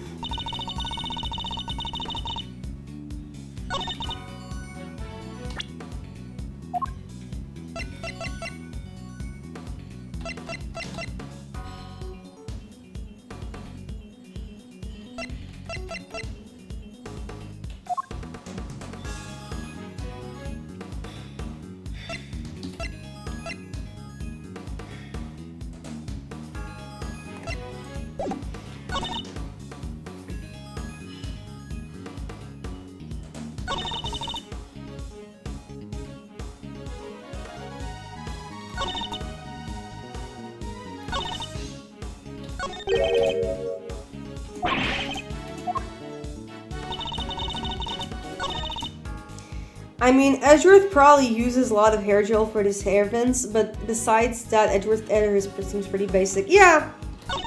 But every character in this game uses hair gel, unless, like, Phoenix, who is presumed a natural spike head.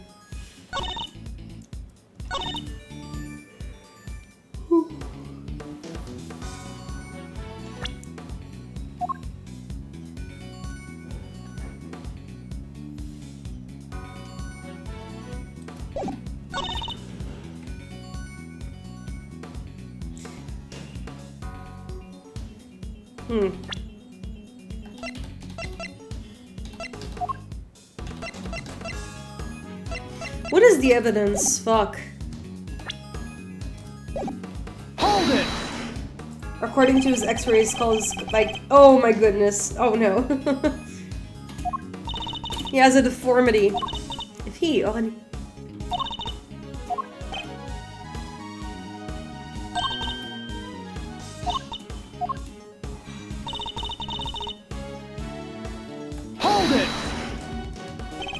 You're certain nobody else has the opportunity. Need I remind you that we're in the prison?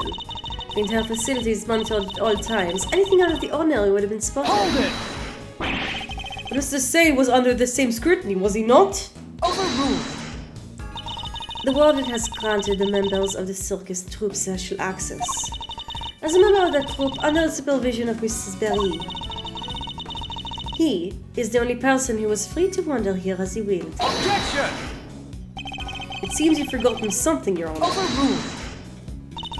Forget is not a word in my vocabulary, Mr. Edgeworth. Very well, then recall the fact, if you will. You claim Mr. Saint is the only person who was free to walk around in prison. But there was a brief period of time in the day where the crime of this prison... time would have been possible for anyone to move through the prison entirely unmonitored. Would have to show there was a period of... I do actually have that.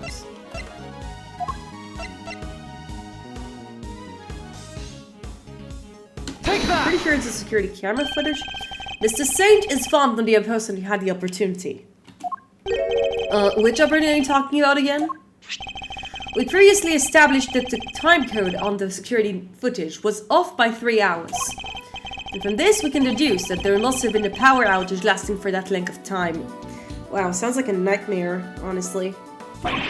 During which, anyone could have moved around the prison undetected. Do you mean to say that our killer intentionally created this 3-hour gap? That it was not a simple camera malfunction, or even possible. It was completely possible to create a 3-hour gap using this. The breakers. Take that! Breaker, I hardly even know her. Whack whack. Our investigation of the all turned out something rather interesting. A panel of breakers, one of which can be used to cut the power to the security cameras. We also learned that the door to the power room may have been open during the time of the murder. What? Such a shame to see one of so capable fall so short of the mark. Mr. Edgeworth knows what he's doing. Then how does he explain the lock on the power room door? Oh yeah, it was kind of locked up tight. And the warden's the only one with the key. Those breakers are vital to the prison's infrastructure. So I very much doubt that anyone could have gained access to the power room's key so easily. Objection! Unless it was the holder of the key herself. No, but one person could have. I beg your pardon? That person, that killer, had easy access to it, in fact. And that, what's more, their position here is such that nobody would dare question them. Objection! What? There's no one like that! Oh, look, it's another cockatoo. The breaker of the electric fence is there.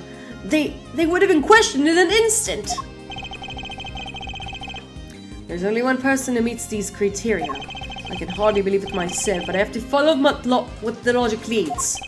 The person who had access to the power room key was, and only could have been, Fifi Lagarde. Take that! The real culprit is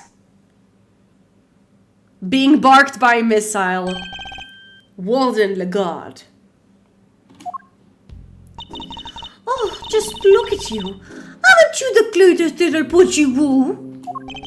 He's not just a pretty face. Missile also has quite the nose for sweet things. It seems he's smelling something very sweet indeed, and it's coming from you. Oh, darling, you're making me blush. I'm not even wearing perfume. I miss doing her voice. She's really fun.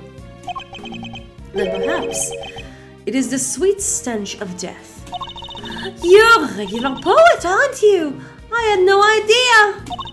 But if I didn't know better, I'd almost think you were calling moi the killer. That is precisely what I'm calling you. What? Warden Lagarde is the killer. Mr. Edgeworth, do you realize what you're saying? Such a naughty boy. How could you suspect me, I'm the one in charge around here. It's like we're in the murder mystery, aren't we? And equally far-fetched, this is preposterous. Hold it! Sadly, it is not, although I can hardly believe it myself. But, well, we got the one piece of evidence that shows that something's different. But this is where the evidence points, and we must trust in the evidence. This piece of evidence proves that Warden Lagarde is the killer. I mean, what is it again? It's not the breakers, is it? Take that! Whoops. Yeah, my bad. Miss I smelled something on Warden Lagarde just now. Whatever it was could be the key to this case. That is true.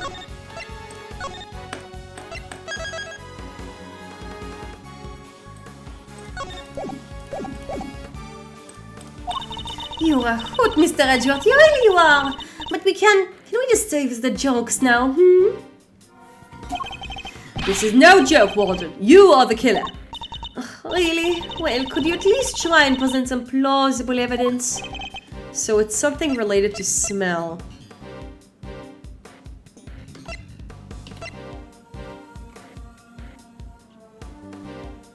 Take that! Your scent betrays you, Walden.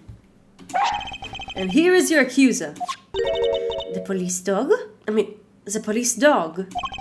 We had him track Sweet Scent that was lingering on Knight's body when it was first found. Now appears to be smelling the sweet scent, and it's coming from you. Oh no, darling! You're priceless, you really are! Your evidence is a whiff of suspicion? Verity dear, do put him in his place. And I'm sorry, the guard. It seems my bra snapped. I had to. It seems Judge Gavel may have reached a similar conclusion to myself. You believe this to be no coincidence, Mr. Edgeworth? I do, after all. She has the key, and the scent found lingering in her body is hers as well. Yay! Yeah, I made the boob joke. We're just one of the other. We might be able to brush it off as coincidence. However... Indeed. Then it seems the conclusion approaches. Perhaps we should hear what the warden has to say for herself. We should. Ya boob, she calls us Britishly. Ya boob! I mean, I did not say boob in that British accent, but sure. Whatever, chat. This case will finally be at an end. I also like how Verity, the moment Edgeworth was onto something, he's like, okay, I'm gonna let him talk. Horsenon is here in spirit. You're being simply awful. Stop looking at me like that. Me, the killer? How could I possibly do such a thing? Well, we're gonna cross-examine her now. Verity told me everything she knows about the case, sweetie. The victim died in his cell, so by your logic, I would have had to kill him there. But how am I supposed to have proof of the body? Especially as I never went into the prison. I was too busy with work, you see. I was cooped up in my office right before the show began. Check if you'd like. You won't find a record anywhere of me having entered or left the prison proper. I haven't the first idea what harebrained theories you little scamps have cooked up, but I'm innocent. There is simply no way I could be the killer. Give me a break. Miss L doesn't lie. And don't make it hard for anyone else to just come clean. Oh dear, I'm afraid you're the one making things difficult. As I just said, I never went to that prison. If you think I'm lying, go and check the records. She clearly wants us to check those records, which means they won't help us. We'll just have to find another way of getting the truth out of her. Please, Mr. Edgeworth, stop being a big silly. You've made a boo-boo and you know it. Wow, she speaks like a child or an old man or an old grandma talking to a child. Either or. How old is she again? She's like 37.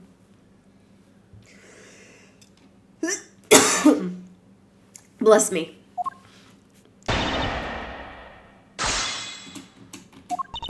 Verity told me everything she knows about this case, sweetie. The victim died in the cell, so by your logic, it would have been...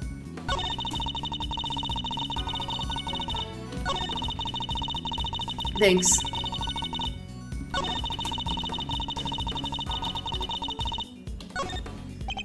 The only time Knight's body could have been placed in a well was the night before the show.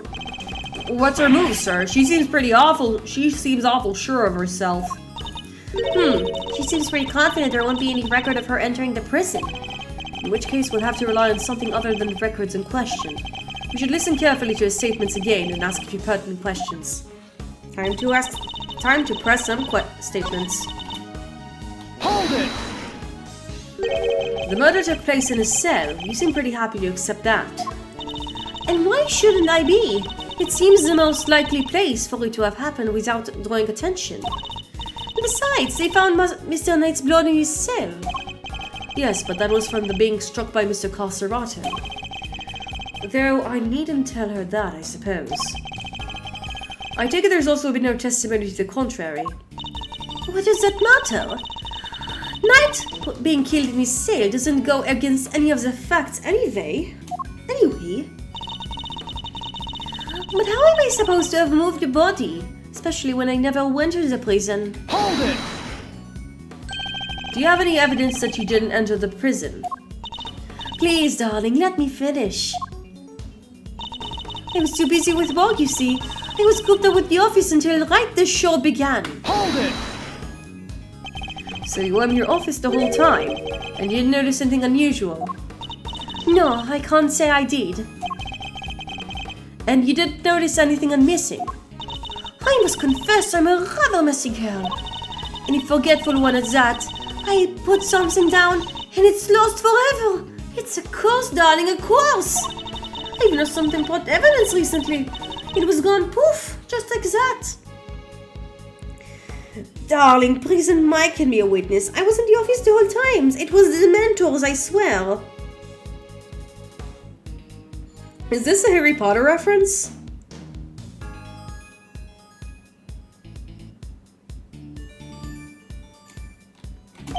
What? And she still has a job? Honestly, if somebody came to my office and took something, it might be years before I noticed. Oh, the office. I see. Seems like I need more the power of the room, more than the tower room key to expose her. On the day of the murder, I was working in my office. Oh, and looking at something I misplaced. Even if I had a reason to go to the prison, I simply wouldn't have the time. I simply wouldn't have...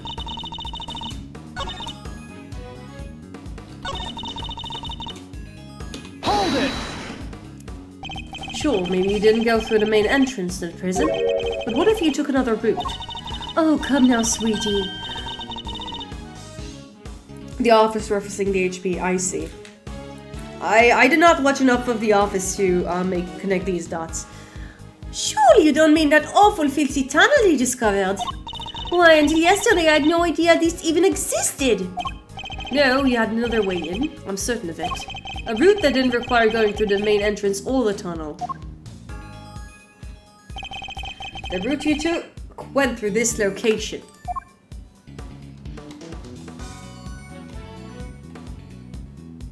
I'm pretty sure it was the...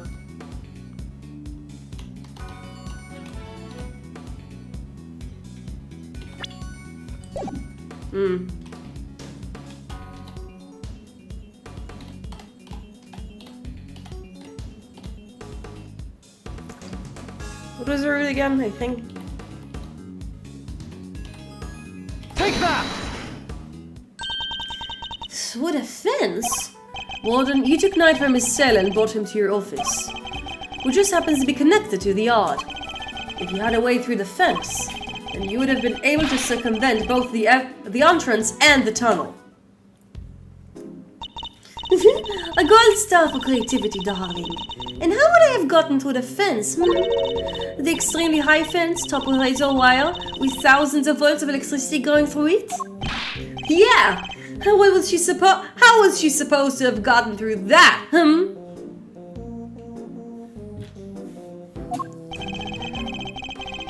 The fence's electricity supply can be cut off from the power room. And only you have the key, Warden. No one but you could have done it. Utterly ridiculous.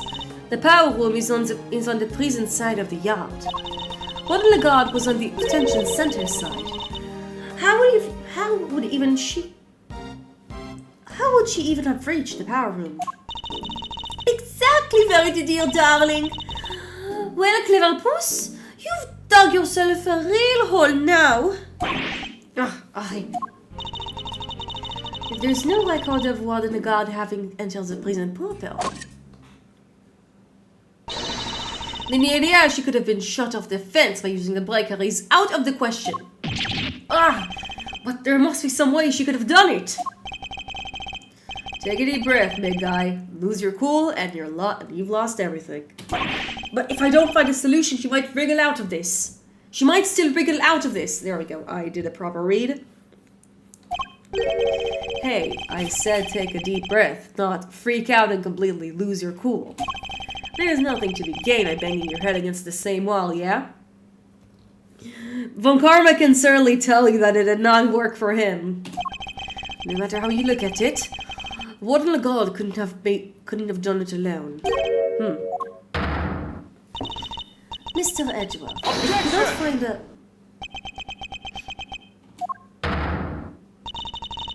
You aren't doing yourself any favors by obstructing justice with your silence. That was a reflexive objection. But now I just yell it. If I don't come up with any answer, it's all over. I have one more thing to add, if you'll permit me. Something that explains the warden could have shut off the breaker from the wrong side of the fence? Yes, because it's not as impossible as it seems. What enabled her to shut off the breaker? She couldn't have done it alone, but what if she wasn't alone? Oh, now we're talking. Way to flex your old gray matter, kiddo. I believe that Warden the God had an accomplice. Overruled. Enough. You disappoint me, Mr. Edgeworth. What do you mean? Mr. Edgeworth had said there's nothing wrong. The inmates of this prison are all issued with security bracelets. The ones that create to alarm people are going and not supposed to. I see that you've realized your error, and we are, of course, within the prison grounds. We are not the only one. We are not only are the bracelets worn, but even the guards surveil each other for signs of wrongdoing. And despite all that, no one noticed Mr. Carcerato's escape. The only ones free to roam are the animals. And they'll certainly could not have cooperated the breakdown. No, so our accomplice must be human. Overruled. Then who did it? Given that it cannot have been a prisoner or a guard. Objection! I wouldn't be so quick to rule out either, Your Honor. The fact is, there is one person, someone whose movements weren't restricted. And I have the evidence to show you who that free-roaming person was. It was saw it. Take that! Once guilty, always guilty. This is one of the prisoner's bracelets. Indeed, a broken bracelet belonging to a certain self-proclaimed model prisoner. Oh, I was really swallowing my words. Bless yo, indeed. What do you mean? And who is that prisoner?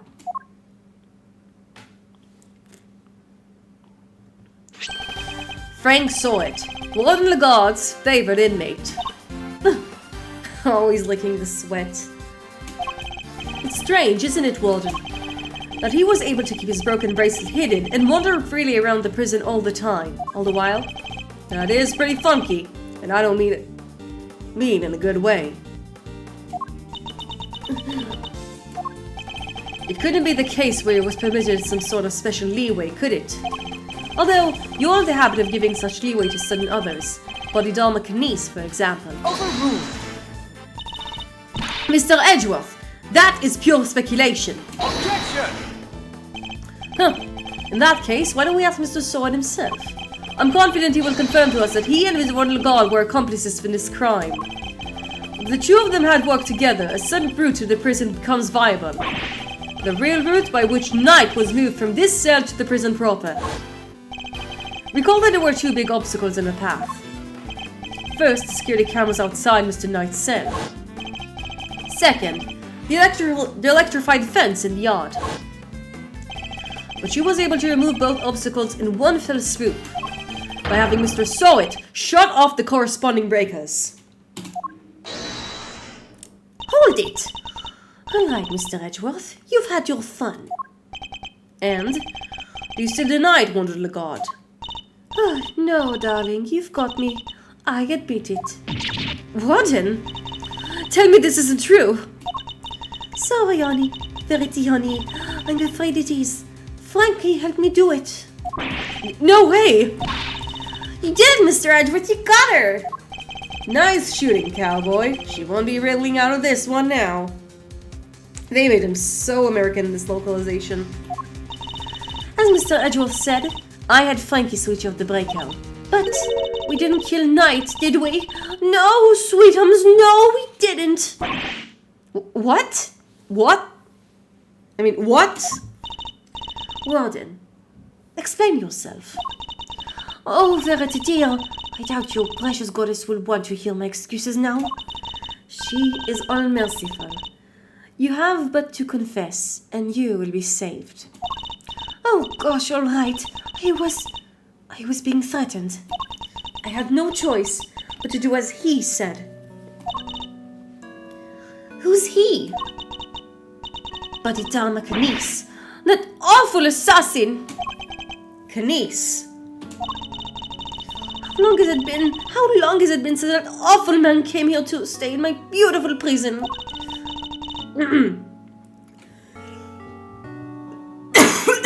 Man, my throat is so dry right now. I'll never forget the day he arrived.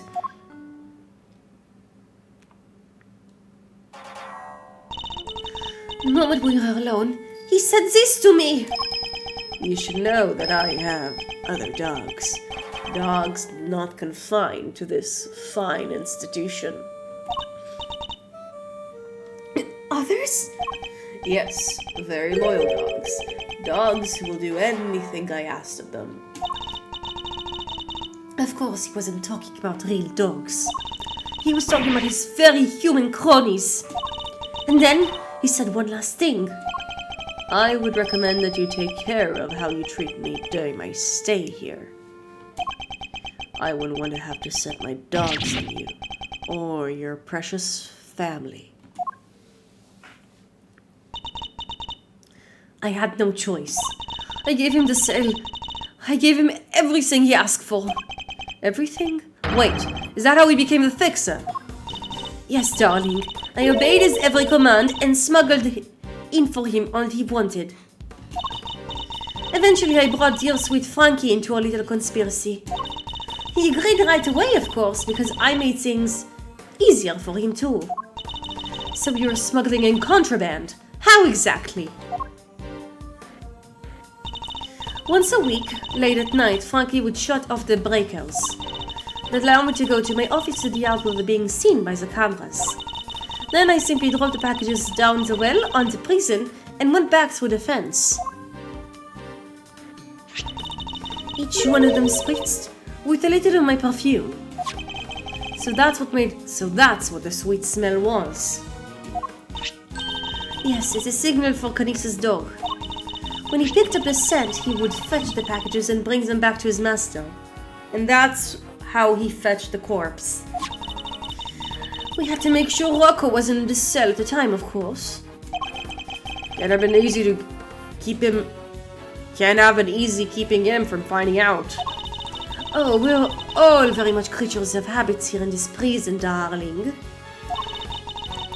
Everything runs on a schedule. Meals, exercise hours, that sort of thing. We knew when he wasn't there. And that adorable little bear of his freezes with fright at the sight of Canis's dog. Poor thing.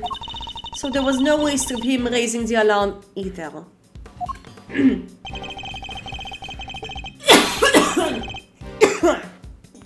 Fuck. Oh man. She had oversight over everything here at the prison, which made her have the perfect view. With her on his side, Canis couldn't fail.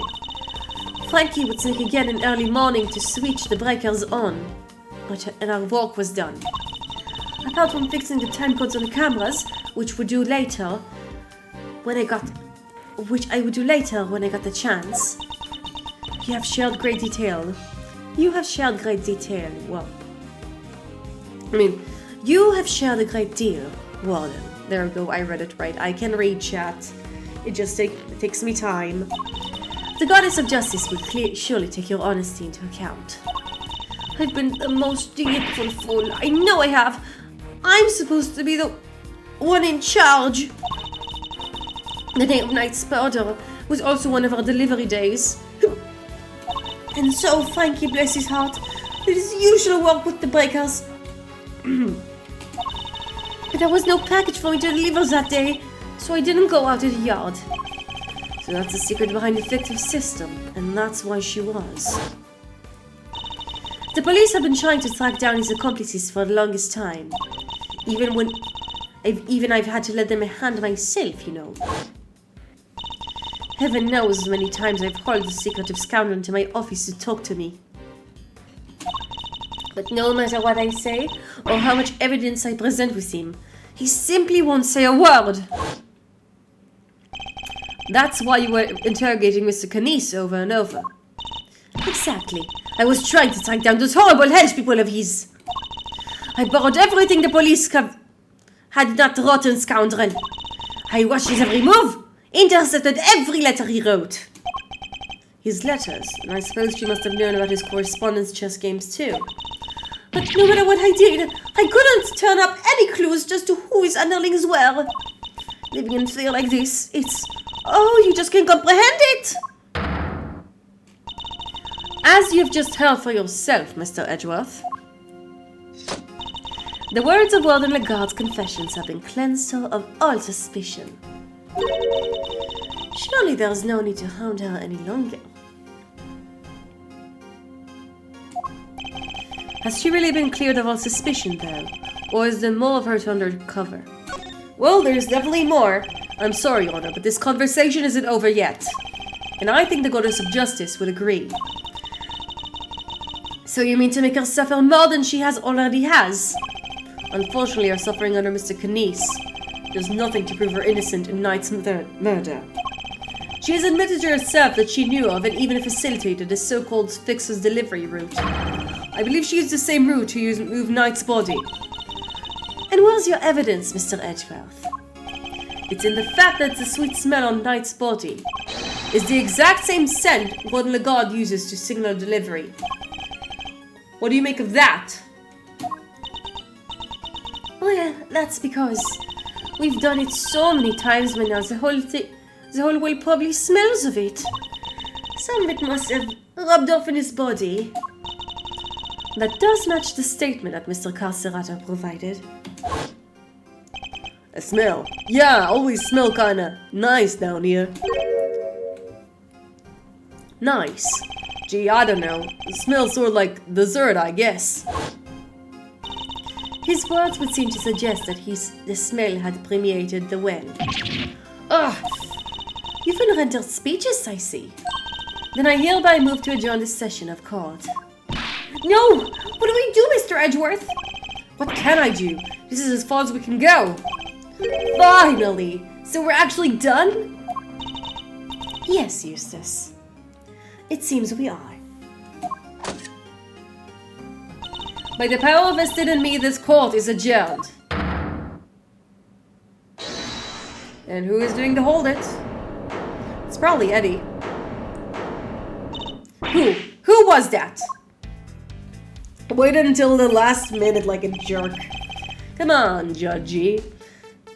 Things were just getting good.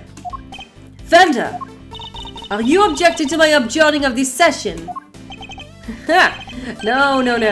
Would have shouted objection if I'd wanted to do that. You do you, G. Adjourn, don't adjourn. Whatever floats your boat. What are you doing, Mr. Fender? Yeah, he's great. He's a lot of fun. Don't worry about what I'm doing. Let's just all take a chill pill, shall we? By which I mean a square of these chocolatey goodness. Anyone? Are you trying to get yourself charged with contempt of court? No, my bad. I just had a quick request to make is all. A Simeon Saint's lawyer, that is. Ah, yes. I'd forgotten you were his real attorney, Miss Fendel. Wow, she keeps giving Edgeworth the third degree even when she's not properly talking to him. What a woman. How could you? You're killing me here. You don't blame us? You've been making Mr. Edgeworth do everything this whole time. Right you are, which is why I figured it's time to put in some work. Foreshadowing. Yeah, I know the chalkies. What would you say? Somehow I don't believe you worked a day in your life. This woman's so savage. Then let's say this is me doing some prep work for the upcoming trial. Mind if I question the witness? No? Amusing, but what is there left to ask? I've got a feeling in my funny bone that Thieves here has something more to tell than about a killer. This cast is great. Yeah, absolutely. Just a bundle of fun. Do I? Yes, indeed. See, a major player on Team Simeon. As a major player on Team Simeon, I can spot a sympathizer when I see one.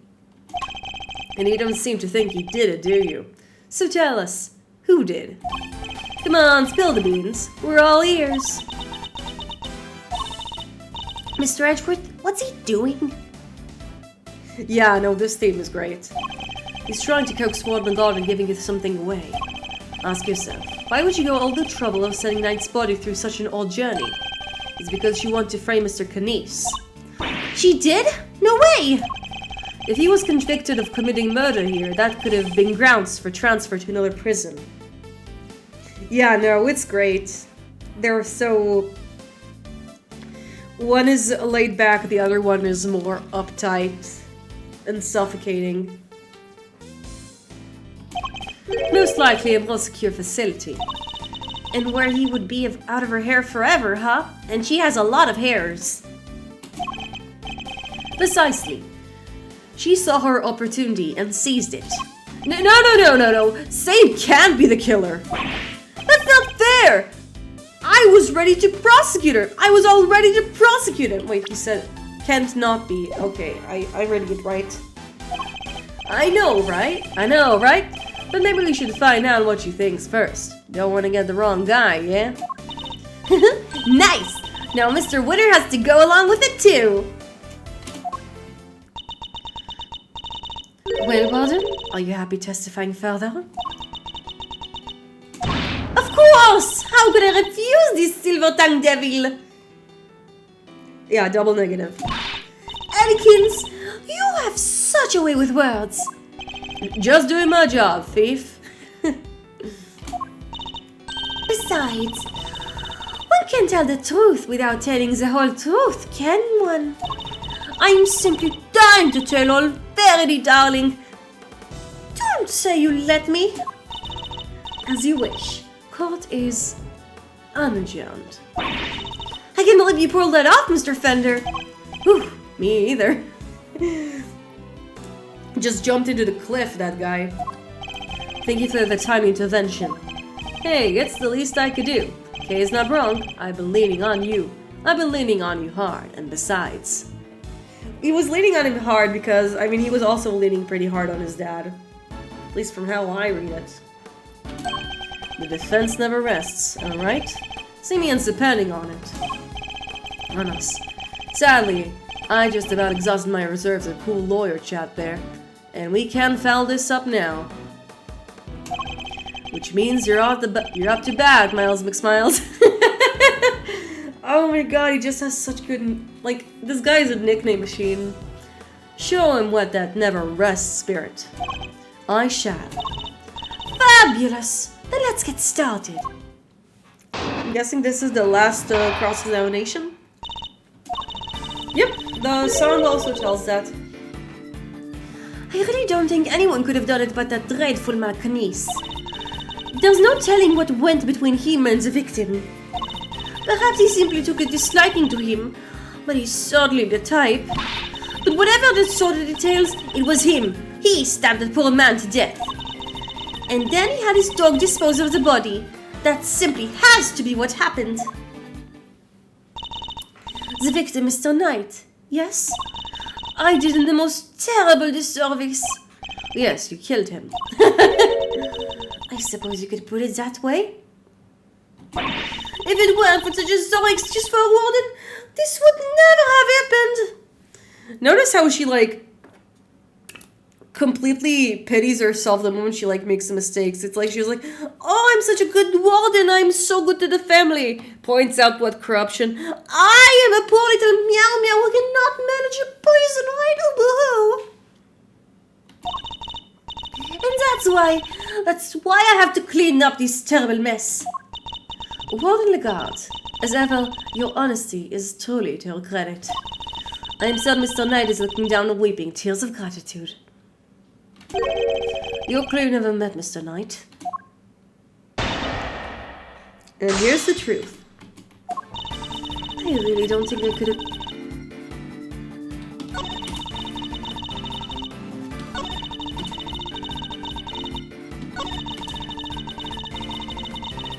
Hold it!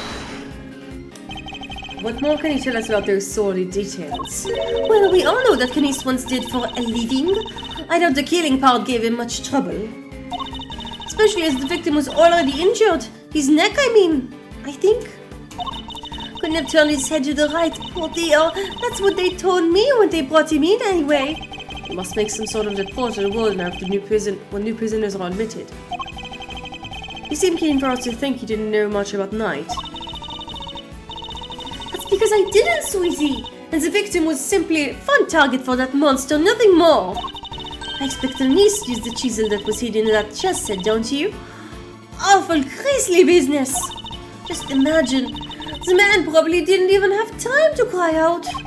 I see. Thank you for your thoughts. They were very helpful. Actually, I'd like to hear about them in a little more detail if you would mind. Oh, Mr. Edgeworth, you're making me blush. I could have this chat with you all day. He's very shooketh by her feminine graces. Oh, don't look nervous, darling. I'm only teasing. Of course we can talk about them some more. I expect her niece to use the chisel that was hidden in that chest set, you know? We don't know that... Do we know the chisel was hidden in the chest set? We don't.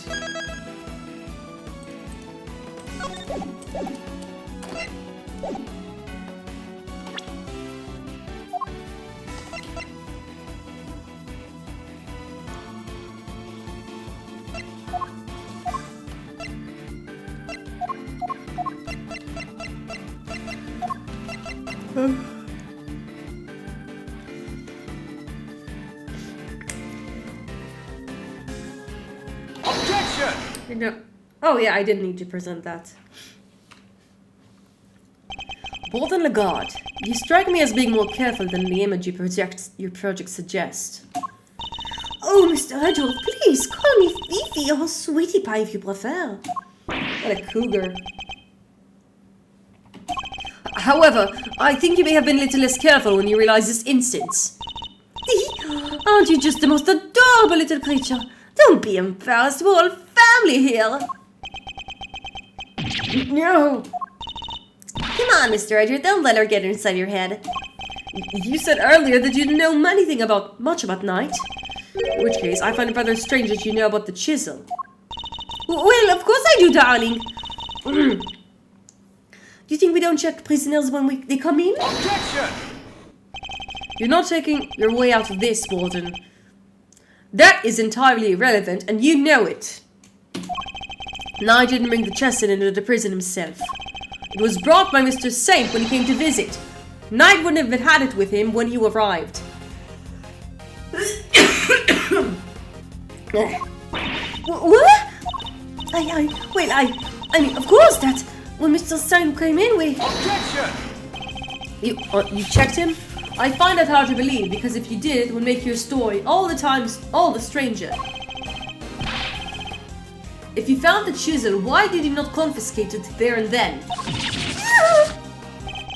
Judge Gavel, did you tell anybody about the hidden compartment in the chest set? I did not. If no one leaked our findings, then how exactly did you learn about the chisel, Warden Lagarde? Because it certainly couldn't have been when you checked Knight or Mr. Saint on their arrival. Indeed, such a thing would imply an international oversight if it hadn't been found. Yet let through. Precisely. So then, Warden Lagarde, and answer it truthfully this time. Where and when did you learn about the chess set? If you won't answer, then allow me. I submit that you... All right, darling, there's no need to rub it in. You got me all right? I questioned Knight. That was when I learned about the chess set. But please, you have to believe me. I did not kill him. One moment, Warden. This is a significant development. The court requests that you make a detailed statement of the record. Any objections, Mr. Edgeworth? None, Your Honor. Thank you! Thank you, darlings! This is what I like about, Verity. I mean, we talked about it. She's harsh. She's super harsh. I'm holding your badge in... I will confiscate your badge if you'll be a clown. Harsh. But she's also fair in some instances, and it feels in character. Very well. Go ahead, Warden Lagarde, and please, tell the truth this time. Her lies are starting to wear thin. This is my chance to expose her.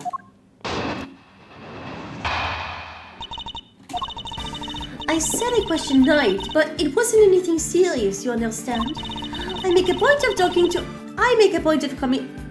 every newcomer to a little home. That was no different. We just had a little chat when we'd call it. And after we talked, I had him taken back to his cell straight away. The more she lies, the more thoroughly she seals her fate. So it was simply conversation with a new detainee? That seems entirely above board. Exactly, Verity, darling! I knew you'd understand. Objection! Well, I don't. What proof do you have to back up your statement? I suppose we shall see, won't we? Mr. Edgeworth, you may begin your cross-examination.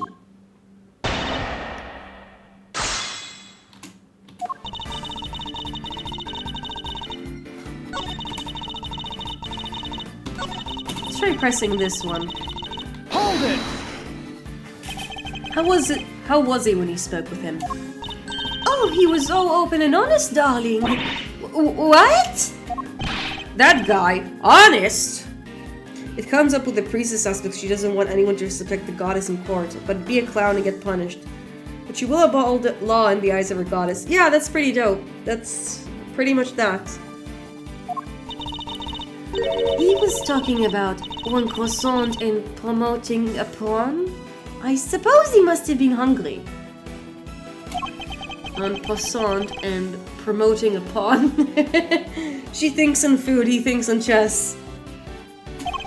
It seems to spare no one from his obsession with chess. I am a normal chess fan. Hold it! If he really had gone back to his cell, he would have been alive he would still be alive today. Hold it! You really think I murdered the poor man right here in my office, don't you? But what would my motive have been, darling? I told you I barely knew him.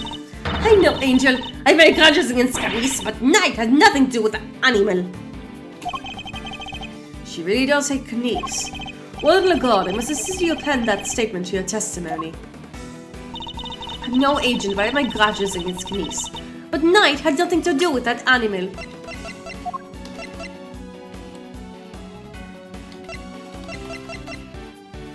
Objection! But they played chess together.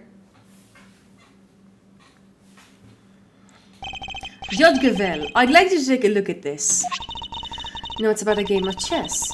What is the significance of this, Mr. Edgeworth? It was found in Knight's cell, which is exactly where you said you saw it too, Warden Lagarde. Yeah, they dug coal together. But you didn't just see this game in Knight's cell, did you? You've seen it in Mr. Canice's cell too. Hold it! What do you mean? Objection! Oh, come now. Don't tell me I haven't taken a look at this chessboard with maximum security. I'd imagine you watch his every move like a hawk. Or rather, I imagine you feel that doing so is your only option. If she wants to find out who his cronies are, right? Personally interrogating your own prisoners is highly irregular, to say the least. But as you said, Mr. Canice has threatened you. He put your precious home at risk. And that's why you took upon yourself to question him. You wanted to find out who his dogs were. Justified reference, good show if you like contemporary westerns. I see. I would like to try it out, maybe. And so what if I did? You also told me to read his letters, which means you must have known about one key fact. You knew he was playing correspondence chess. And then, who would appear but Knight, carrying with him a diagram of this particular game? We ourselves had used the diagram to infer a connection between the two men, and it seems you came to the same conclusion. But in your theory, you took your reasoning one step further. You surmised that Knight was Mr. Knief's henchman, was sent to kill you. Which is the real reason why you had that chat with Bronxter. If his boss wouldn't crack, maybe he would. And when you questioned Knight, you made another discovery. Where there is another inside in chess set, you found a hidden chisel. The murder weapon itself. As far as you were concerned, the chisel was meant one thing. Knief's. Thus, you convinced yourself that Knight was working with her Knief's. And that is why you killed him. I see you have no more excuses. Judge Gavel, your verdict, please. Much as it grieves me, there would appear to be little room for doubt. I hereby give my verdict. Bronco Knight was murdered by... In the name of the goddess of justice, who is it this time? Was it? It's a joke! It's a one big stupid joke. You people just don't get it, don't you? What don't we get? That's a question. I think we've proven that it's you who don't understand things correctly. Me? Please, darling. I understand it perfectly well, thank you very much. And I understand that there was a glaring contradiction in your theory, Mr. Edgeworth. Wow, he is doing a spin. Huh. You're just grasping at straws now. I have no time for this. Your Honor, the verdict. I'm curious to hear what the warden has to say. What? You're a doll, Verity. I just have one last thing to say, and then Mr. Edgeworth can declare himself the winner. You rang? Oh my gosh, I don't think he has been listening until his name was mentioned. What a doof. Does anybody remember a certain autopsy report? Of course. We received the finalist version only this morning. That's right. And I was listening to what you told us about it, Verity. Even if nobody else was. You said the wound was 4 inches deep. 4 inches? Wait. Riddle me this, Mr. Edgeworth. How does a tiny chisel make a 4-inch wound? No! Forgive me, oh goddess. I came perilously close to making a terrible mistake. Yeah, he was spaced out the whole time. Looks like your theory is the one that doesn't hold water, Mr. Edgeworth. What now, huh? What do we do? It'll be fine. Mr. Edgeworth always comes through. Right, sir? Looks like to me like the Milesatrons out of commission. Another one. You're an attorney too, aren't you? Why don't you do something? Things turn on their head with desperate bluff. Blurt out the first mind-blowing thing that comes to you. Look, detective, I'm much of a man of action as the next guy. But without evidence, we're in a creek without a paddle here. This might be the end of the road. We can't give up now. We have to do something.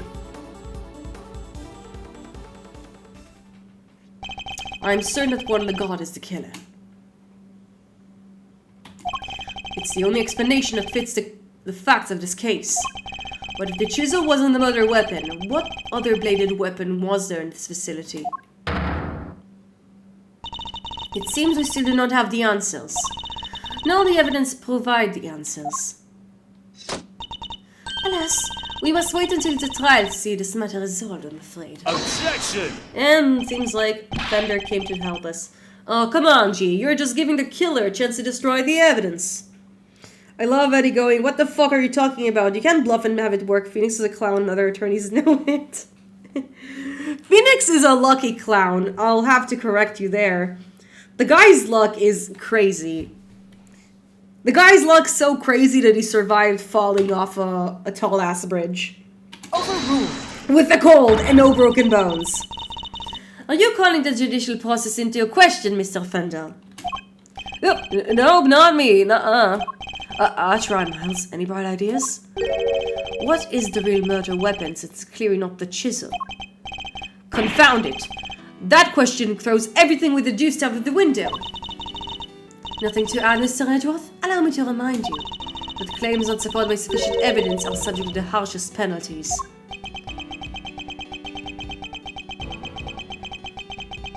Luck and bluff. Yeah, that's why he's a poker champ. He's not just a clown, he's a buffoon, Your Honor.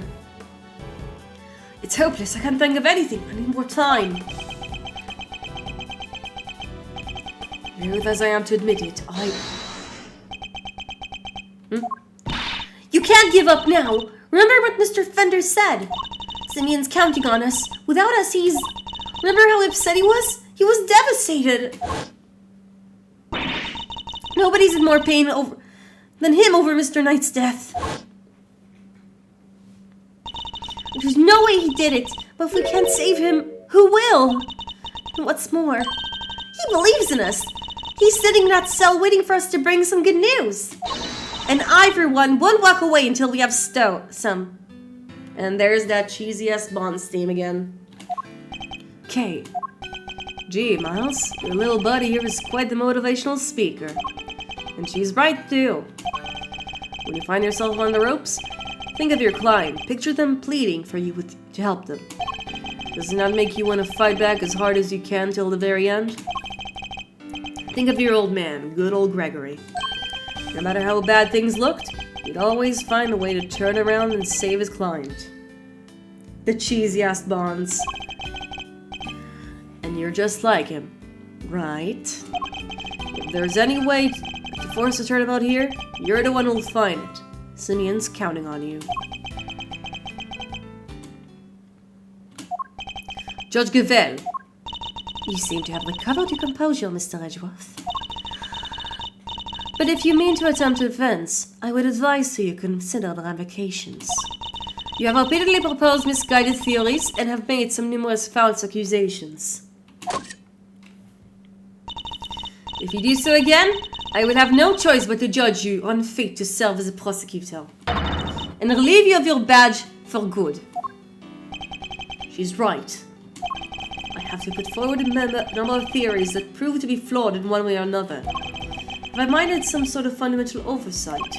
Wait, you said my theories were misguided. Nothing to say? Then the court will tolerate no more of your time wasting. I hereby... Sir! Mr. Edgeworth! Give my verdict. That's it. I've been thinking about it the wrong way all this time. My theories were misguided. I was being misled. The defendant, Simeon Saint. Well, I think it's a little soon for that, Your Honor. Also, we're not in court, but she's just really loving to exercise that power. I'd say it's well past due, darling. Wouldn't you agree, Verity? Mr. Edgeworth, you may proceed. What? I'd like to remind you of a few things. All judges have an extended gavel is just commissioned one. I think the latter, the OG judge doesn't have that type of gavel. The sighting of his dog, Helmut, the fact that he wasn't at the show. These and the other factors made Mr. Canis the obvious suspect at first. Overruled. This again, Mr. Edgeworth. You seem almost proud of your blunder. Hold it! But what if the real killer wanted us to suspect Mr. Canis? What if it was all carefully arranged? And if the same was true of the chisel, our purported murder weapon? Mr. Knight has been stabbed multiple times in the same place with a bladed instrument. What if he was stabbed after the chisel? The chisel after the real murder weapon has been removed. Just to leave traces of blood on it for us to find. That was how the killer misled us into thinking the chisel is the murder weapon. But why mislead us in that way? Why indeed? Why make us think the chisel is the murder weapon rather than what was really used?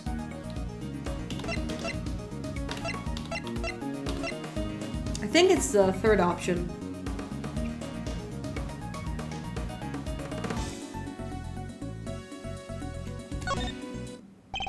Warden, you took advantage of what the chisel seemed to suggest. What is suggested? What are you talking about, darling? Hold it! Mr. Winner, if I were to tell you that the murder weapon was a chisel, what would you think? Huh? That Mr. Kanice is the killer. And there you have it. That was a trap the warden set for us. Oh, Mr. Kanice had a bunch of chisels, so she wanted us to think it was one of his, right? Indeed, it was her plan right from the start. Frame-bodied armor Kanice. Your reasoning would appear to be sound. Warden Lagarde certainly seems to have an abiding hatred for Mr. Kanice. However, I think you know what I'm going to say next.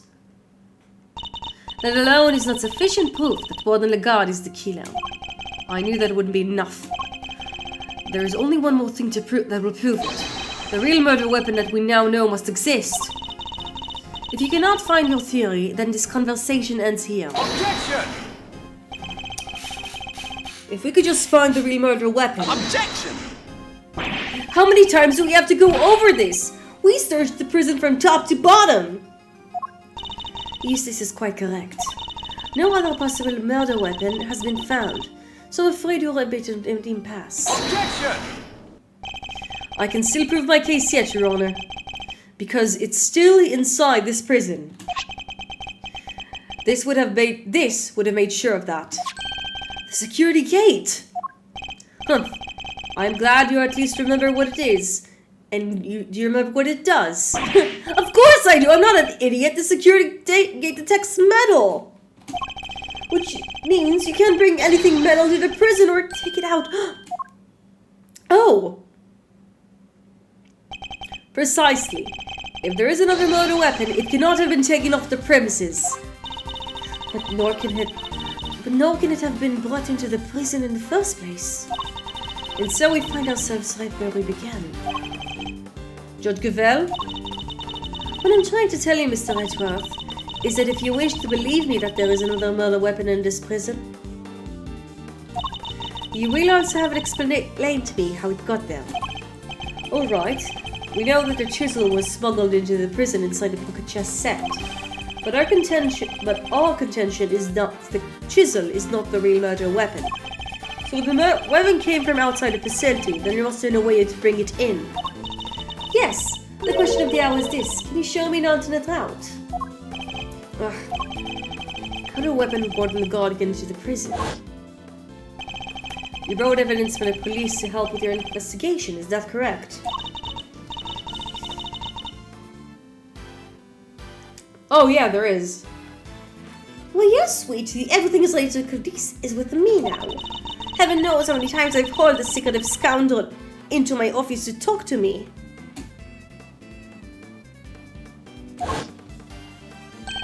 Of course, that's how. The fact that this is here with us shows how bladed objects could have been brought into the facility as well.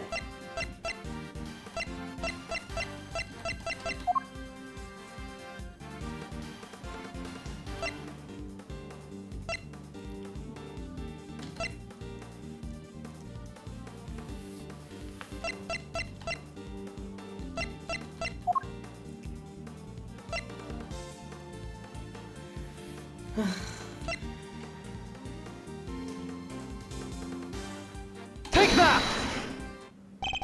Allow me to remind you of our conversation with Mr. Kanice yesterday.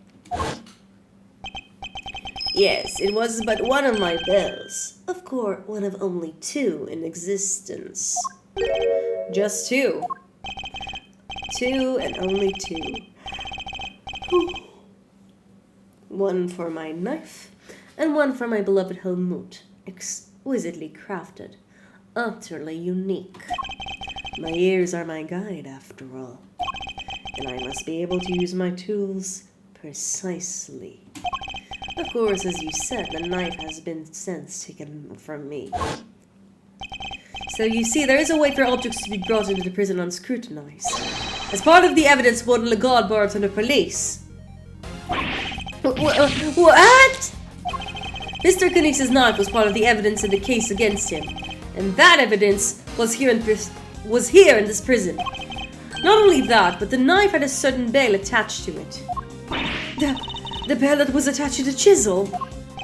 Correct. The killer took the bell from the knife and attached it to the chisel. But that can't be right. The chisel only had Mr. Knight's fingerprints on it.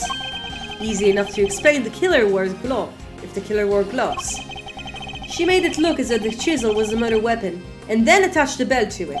In so doing, she made sure that all the evidence pointed to Mr. Knies. And who had access to evidence from which the bell was taken?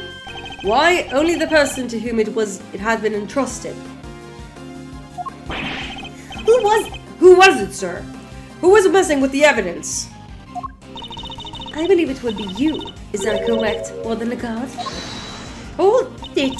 The bells aren't exactly rare, you know. Anyone could set that up. Objection! Unluckily for you, that isn't quite true.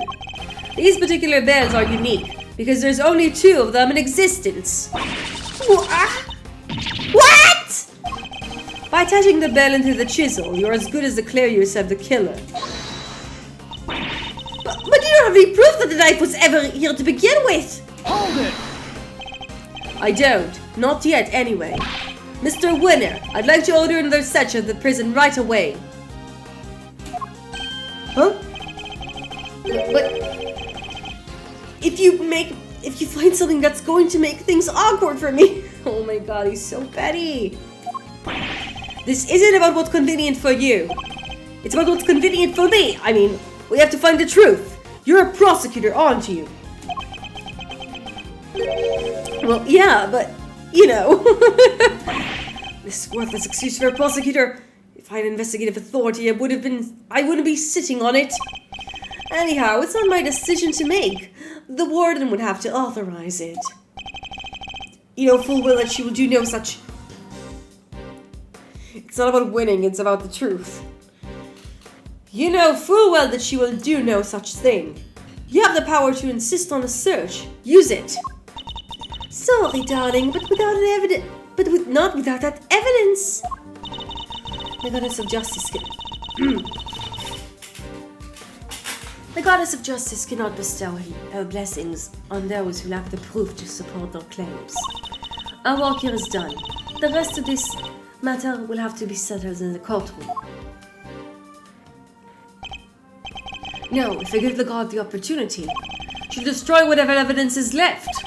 I have to object. I have to stop them. But what do I say? I don't have anything concrete to offer. What am I thinking? I'm never this reckless. No, I can't back down now. I have to put everything on the line. Yeah, Edgeworth will be promoted in time skip. I'm not a prosecutor right now. I'm an associate attorney with a client to defend. Only I can say Mr. Saint. And that means... even if my chances are in 1,000,000 to 1, it's still worth a shot. It's now or never. Should I object? I suppose this must be how a sudden serial bluffer always feels. Regardless, I cannot walk away. Objection! Wait, Your Honor. This better be good, Mr. Edgeworth.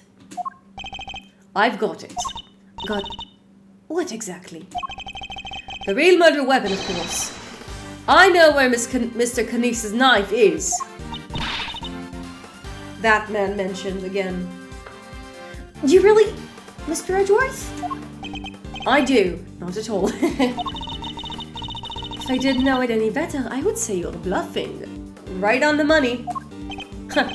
You ruined me, Your Honor. I don't know the meaning of that word. Ugh, this is terrible for my heart. Oh man, he has to adapt some of the isms of his boyfriend for this to work. There is no way you could... It's not here, I tell you!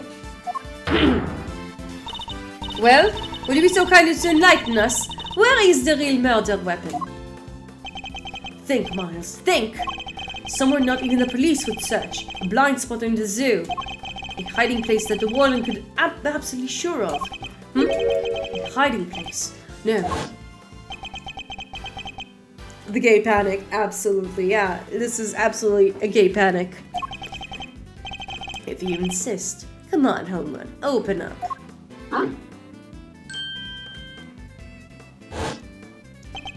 Did she use the same trick? No, that's ridiculous, isn't it? But the more I think about it, how many foul-proof ways or to evade detection could there be? Yeah. Mr. Edgeworth, how long do you intend to keep us waiting? There's the faintest of possibility I'm right. But if I'm wrong, we stand to lose everything. Your Honor, this is where the real murder weapon is hidden. Take that! Here? In the yard? Indeed. I don't believe I understand. Would you care to explain a little more? How exactly is the murder weapon hidden?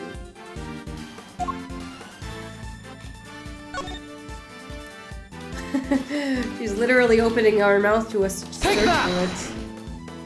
Yeah, my heart needs to be blessed. Of course.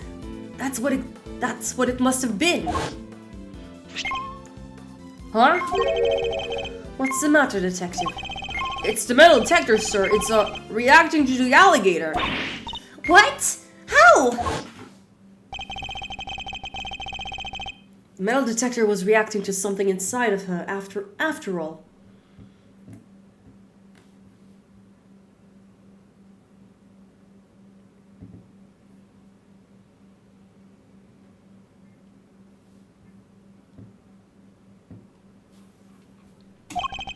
But, Your Honor, I'd like to remind you of this piece of evidence.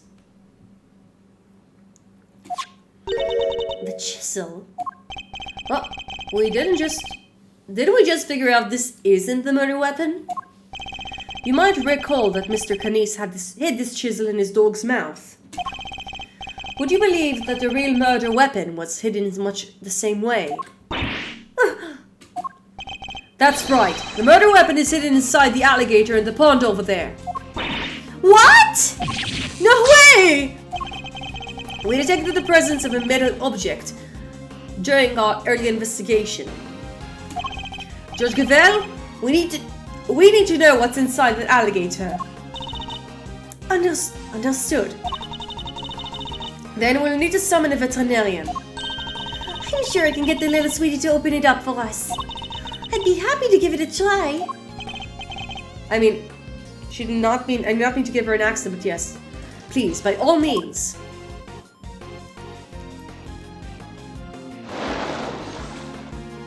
She just looked at Ali and it worked. Amazing.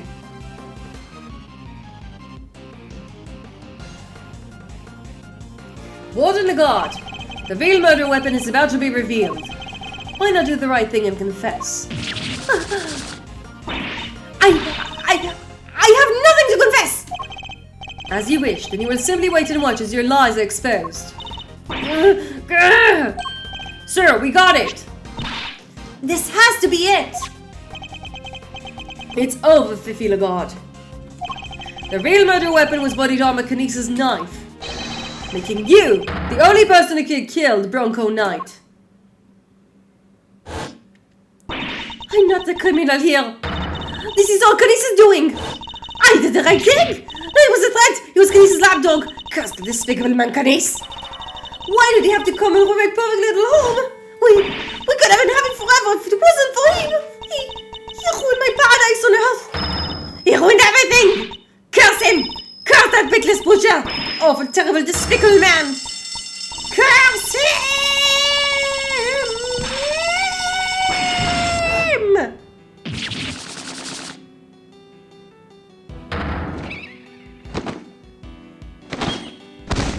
Wow. Crazy.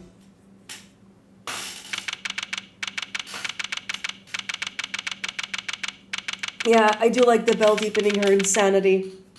That's a really good one. The fact that, like, all of her jacket was made of minks is also a nice touch. Prosecutor Thwinner, sir. The test results have just come back. Thwinner? I guess we're all been under a lot of stress. Traces of Bronco Knight's blood were found on Mr. Kanise's knife. It's just like you said, sir. Congratulations on the stunning victory. Thank you, officer. Excellent work. You can continue complimenting me all you like, if you like. Yes, sir. Thwinner wins again. I think I'm welling up a little. With rage? Excellent work, Eustace. Just a few loose ends to tie up, and we're done. Huh? What are you talking about? I just solved the case, didn't I? By standing there and being oblivious. We have yet to confirm whether or not Knight really was working for Mr. Canise. Or is it me, Canis? I don't know, man. It would be vital to know if Warden Legal was simply jumping to conclusions on that front. Huh? Huh? There's Clueless, and then there's you. Man. Well, then I guess we'd better get back to our investigation. All right, officer, you're with me. You're about to see the winner to win the whole lot more. Prepare to witness first-rate investigative talent in action. His parents better be paying him $1 million. Yes, sir. I'm right with you, sir. Can't wait to watch you at work. It's winning time! Oh my goodness. I expect this case will cause quite a stir. The attempted murder of a president is news enough, and now his would-be assassin has been murdered. But Knight never sought to kill the president in the first place. The truth is not always as important as it might seem, Mr. Edgeworth. Unfortunate, really. In the eyes of our society and the law. Yeah, that's really sad. This game's a little too real on that front.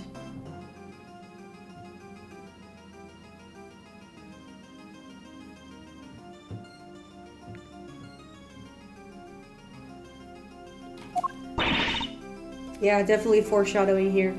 How can you even say that? You do not have to believe me, however. As a prosecutor, Miles, Mr. Edgeworth is obliged to accept that this is the reality of the world he operates in. Being a prosecutor is about more than proving people guilty. That's what I believe.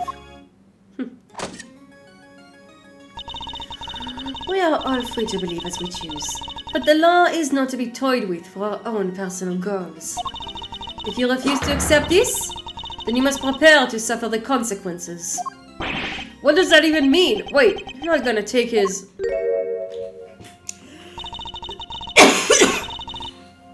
Yeah, she definitely has a... She still has something on us and against us. And something she's hiding from us. Just a lot of things. I'm afraid I must be going now. Farewell, Mr. Edgeworth. And there she goes. You hate to see her go, but you like to watch her leave. Judge Gavelle is right. There must be only one set of laws for everyone. But if following the law means sacrificing the truth, can I really do that in good conscience?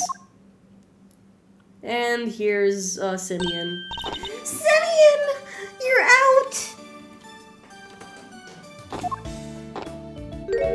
Oh, and the monkey is here as well. Hey, Regina!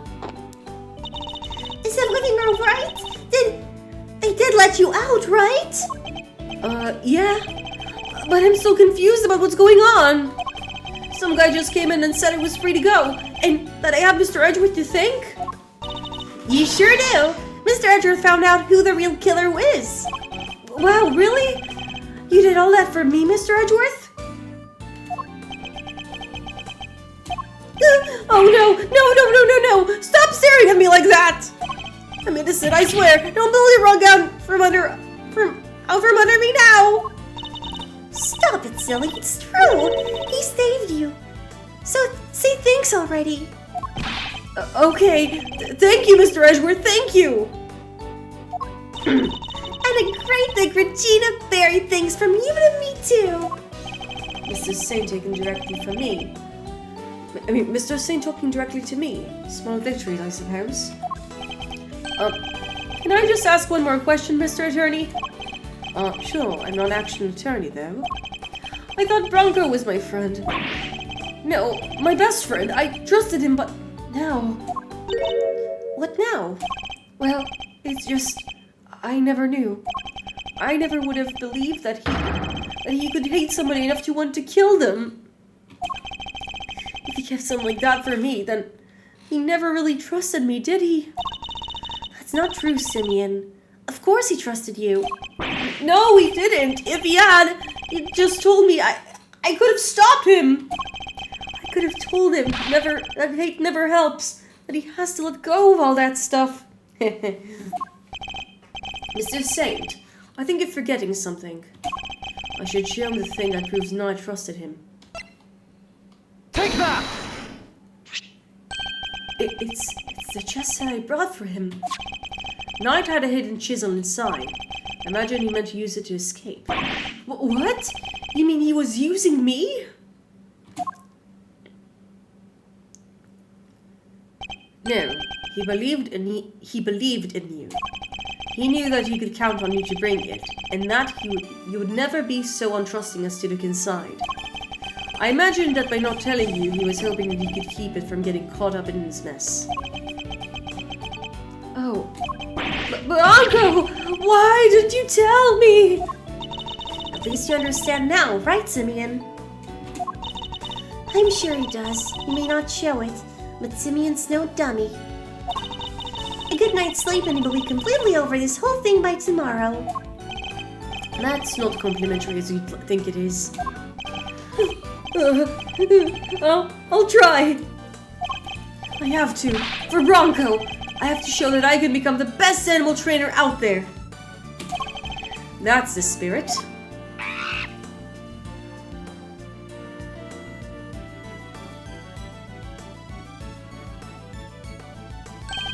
Oh, I almost forgot. We're doing a show soon. I'd love it if you can come, Mr. Edgeworth. And luckily enough, Max is not back in this one. I'll be joining Regina on stage this time. That's right. The Berry Big Pro Circus is the biggest, most fabulous event in town. You'll have oodles of fun. Sounds great, doesn't it, Mr. Edgeworth? Come on, we have to go. Well, I'll think about it. All right, Simeon. We've got some training to do. I think it's time for you and Regent to get acquainted. What? Regent the tiger? No way, I can't. No. Oh, you'll be fine, silly. You'll never be a nicer kitty cat. Good luck to him not getting bitten in the ass. I can't! Please, Regina, anything by that, please! I mean, that's a very normal reaction. Another satisfied customer. I like this clapping. Well, that was really something, Smiles. Talk about pulling it out of the bag. I couldn't have done it without you, Fender. Without your charming intervention, she would have gotten away. Besides, I have you to thank for being able to investigate this case in the first place.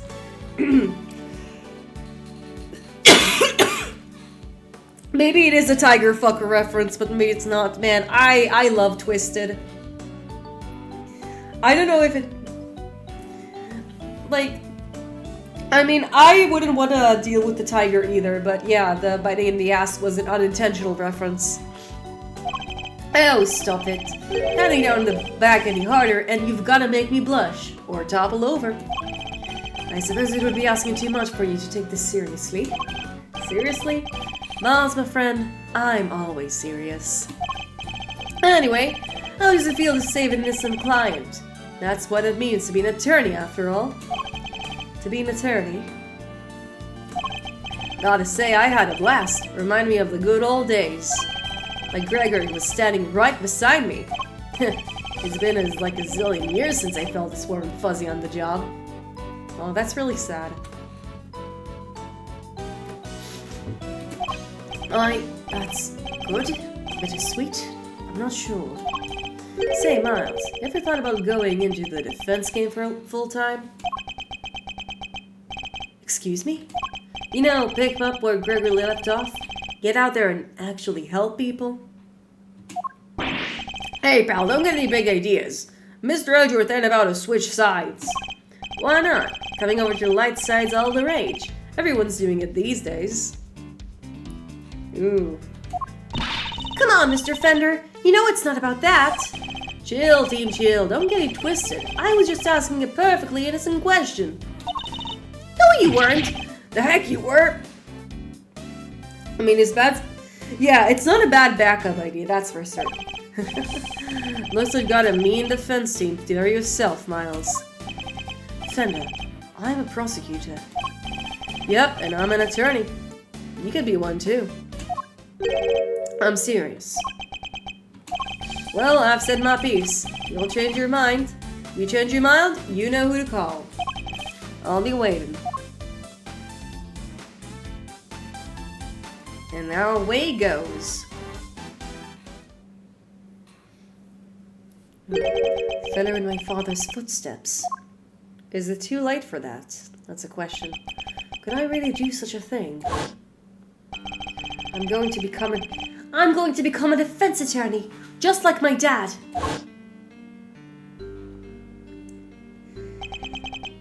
Yeah, it is. They do love to they do good meal development. Can I be like my father? Me.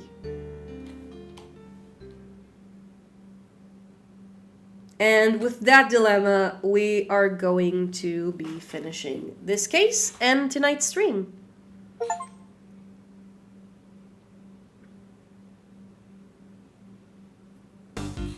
This was a really fun, honestly, fun case. Definitely better than the second case in, yeah. It's definitely better than the second case in, the first game. Like, they really did take notes and introduce some great characters. They also, did the right choice of, like, introducing the things. Ooh, to Prosecutor's Gambit. Heh. I would like to play that game. By the way, did you guys know that the real name of that cat is, like, of the ooh, cat is Ethel? It's really cute, you know.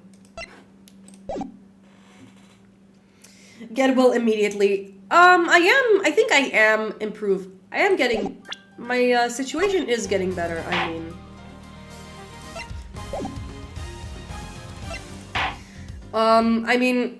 I used to have a really stuffy nose, but it's like I can do that. I think my situation's improving, hopefully.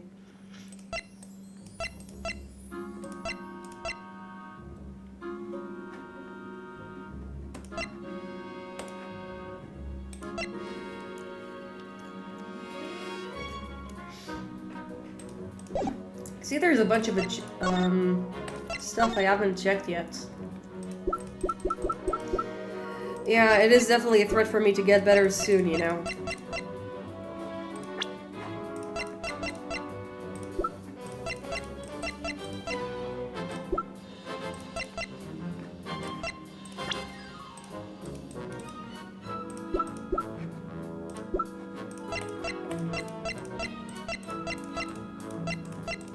I do like that they kept the sprite gallery, that's really nice.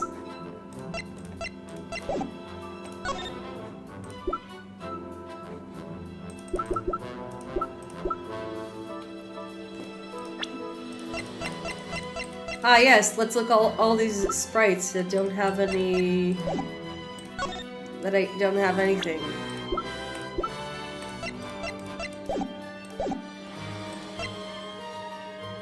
Spin the simian. I can spin the simian, sure.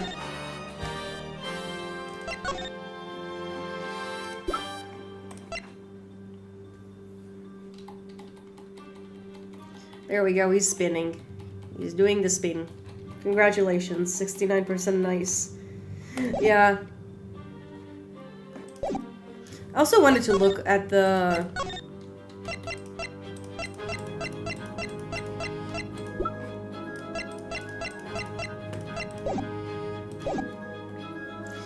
Yeah, I also wanted to look at like some of the character concept art before we continue as to conclude finishing another case. There's some of Verity Gavel's old designs. I don't know why there's like tiny weird scarred men there, right next to it. But it's nice to see all the alternative color palettes we could have gotten. And also like a more simplified design.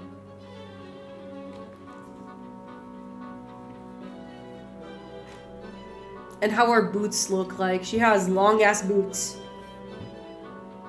These are definitely slutty Slade House boots down boots. You also have this old one. This one, honestly, with the color scheme, she does look like a Bayo, especially with the black one. Oh, I think it shows like which one is the favorite of like them. Of like the staff members. I think at least. I can't read Japanese. I also like the long ass pantsuit she has. That's such a good look. And like they gave her more of a pantsuit, which is I remember like taking inspiration for some OCs for that, but like in the end like the simpler skirt was fine. Yeah. Horny ass artists. And there's also like the old what I like in here, and I don't think it was intentional, but I can see some of the Bayonetta inspirations in some of them. She also had a sword gavel and like exposed breast, because of course. And here she looks like a mafioso. And like a little younger. I really like to see how I really love seeing how the characters developed. Yeah, the bowler hat. Imagine if we would have gotten bowler hat Verity Gavel. And you also had like him looking like having a matrix like a Rubik's Cube. And also, in here it looks more smugger. In this one, like, they managed to also get, like, a dumb... Like, make him look kind of dumb, in a way. It's hard to explain. This is how he looked... Like, one of his previous designs, he looked like a fucking, Yu-Gi-Oh! Character. Yeah, he did have child Edgeworth hair. Like, look at this. This is just absolutely, goofy. He also had a lock and like a bunch of like weird, like originally was more of like a bad boy, and now they made him more prim and proper, which is honestly a more successful direction, but it's still really funny.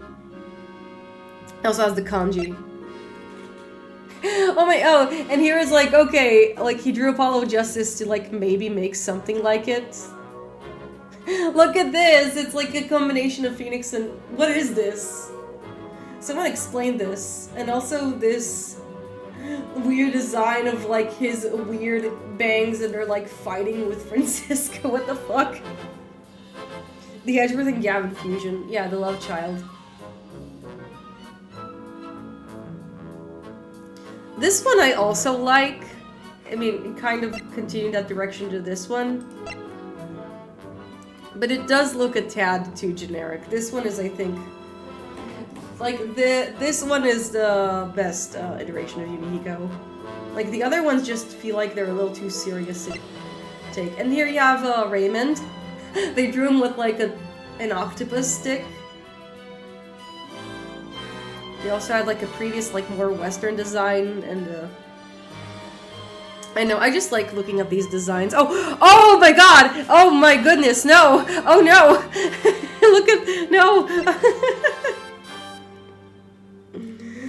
You were looking at the shadows under his eyes. I was jump scared by the fucking briefs. Why would I want to see this man's briefs?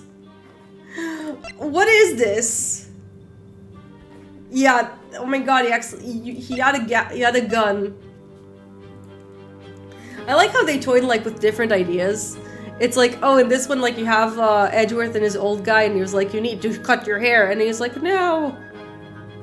Such a goofy drawing. Like, you see a bunch of designs. There was also the older assistant. Oh, I could also zoom in this entire time, huh? Yeah, real cowboy vibe. And you have all the Edgeworth stuff. I'm gonna jump into like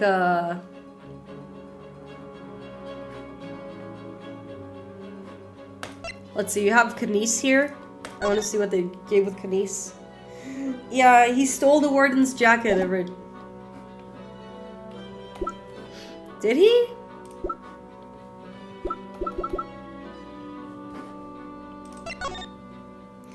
Oh, the Skull Cane guy.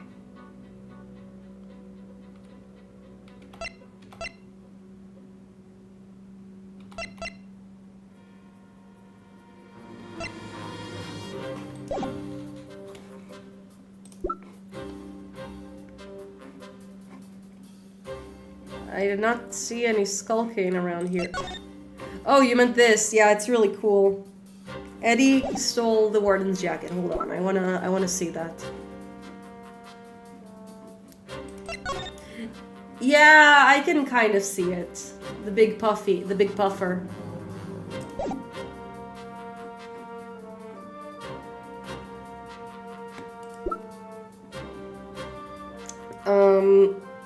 Yeah. There's other designs to him, like ones with hair, ones that make him look like more of a baron. I like all the sketches for animation. They actually went good with just making him simple but also disturbing, rather than like these designs, which are great. Like, it's really hard to see like any missing ones. Then you have the wrestler guy. It was also a choice for hair, but they decided to go with less. And with her, it seems like they also went of like, oh, she has a tonfa. She's not in this one. And this one, like, they made her a little fatter and a little butcher. But then they decided to soften her up a bit, which was a choice. I think these are all the designs, so yeah. The double eye patch, the more classy suit. Yeah, just a lot of really cool character designs. I really like Iwamoto's character designs a lot. But anyways, that's all for today. I'll see you guys next time with Metaphor Fantasio, which will be on Monday. We're back to Metaphor Mondays, y'all. And yeah, hopefully I'll be less under the weather by the time we get it. I will remind you guys, if you guys want to support animators who live around the LA region who need financial support after the devastating wildfire, I have a link on my Twitter. I have a post linking in Twitter to some people, to like a bunch of GoFundMes. So if you guys have a few dollars to spare, that would be nice. If not, then spread the word. I hope everybody's staying safe. And until next stream on Monday, I hope you stay frosty. Bye-bye.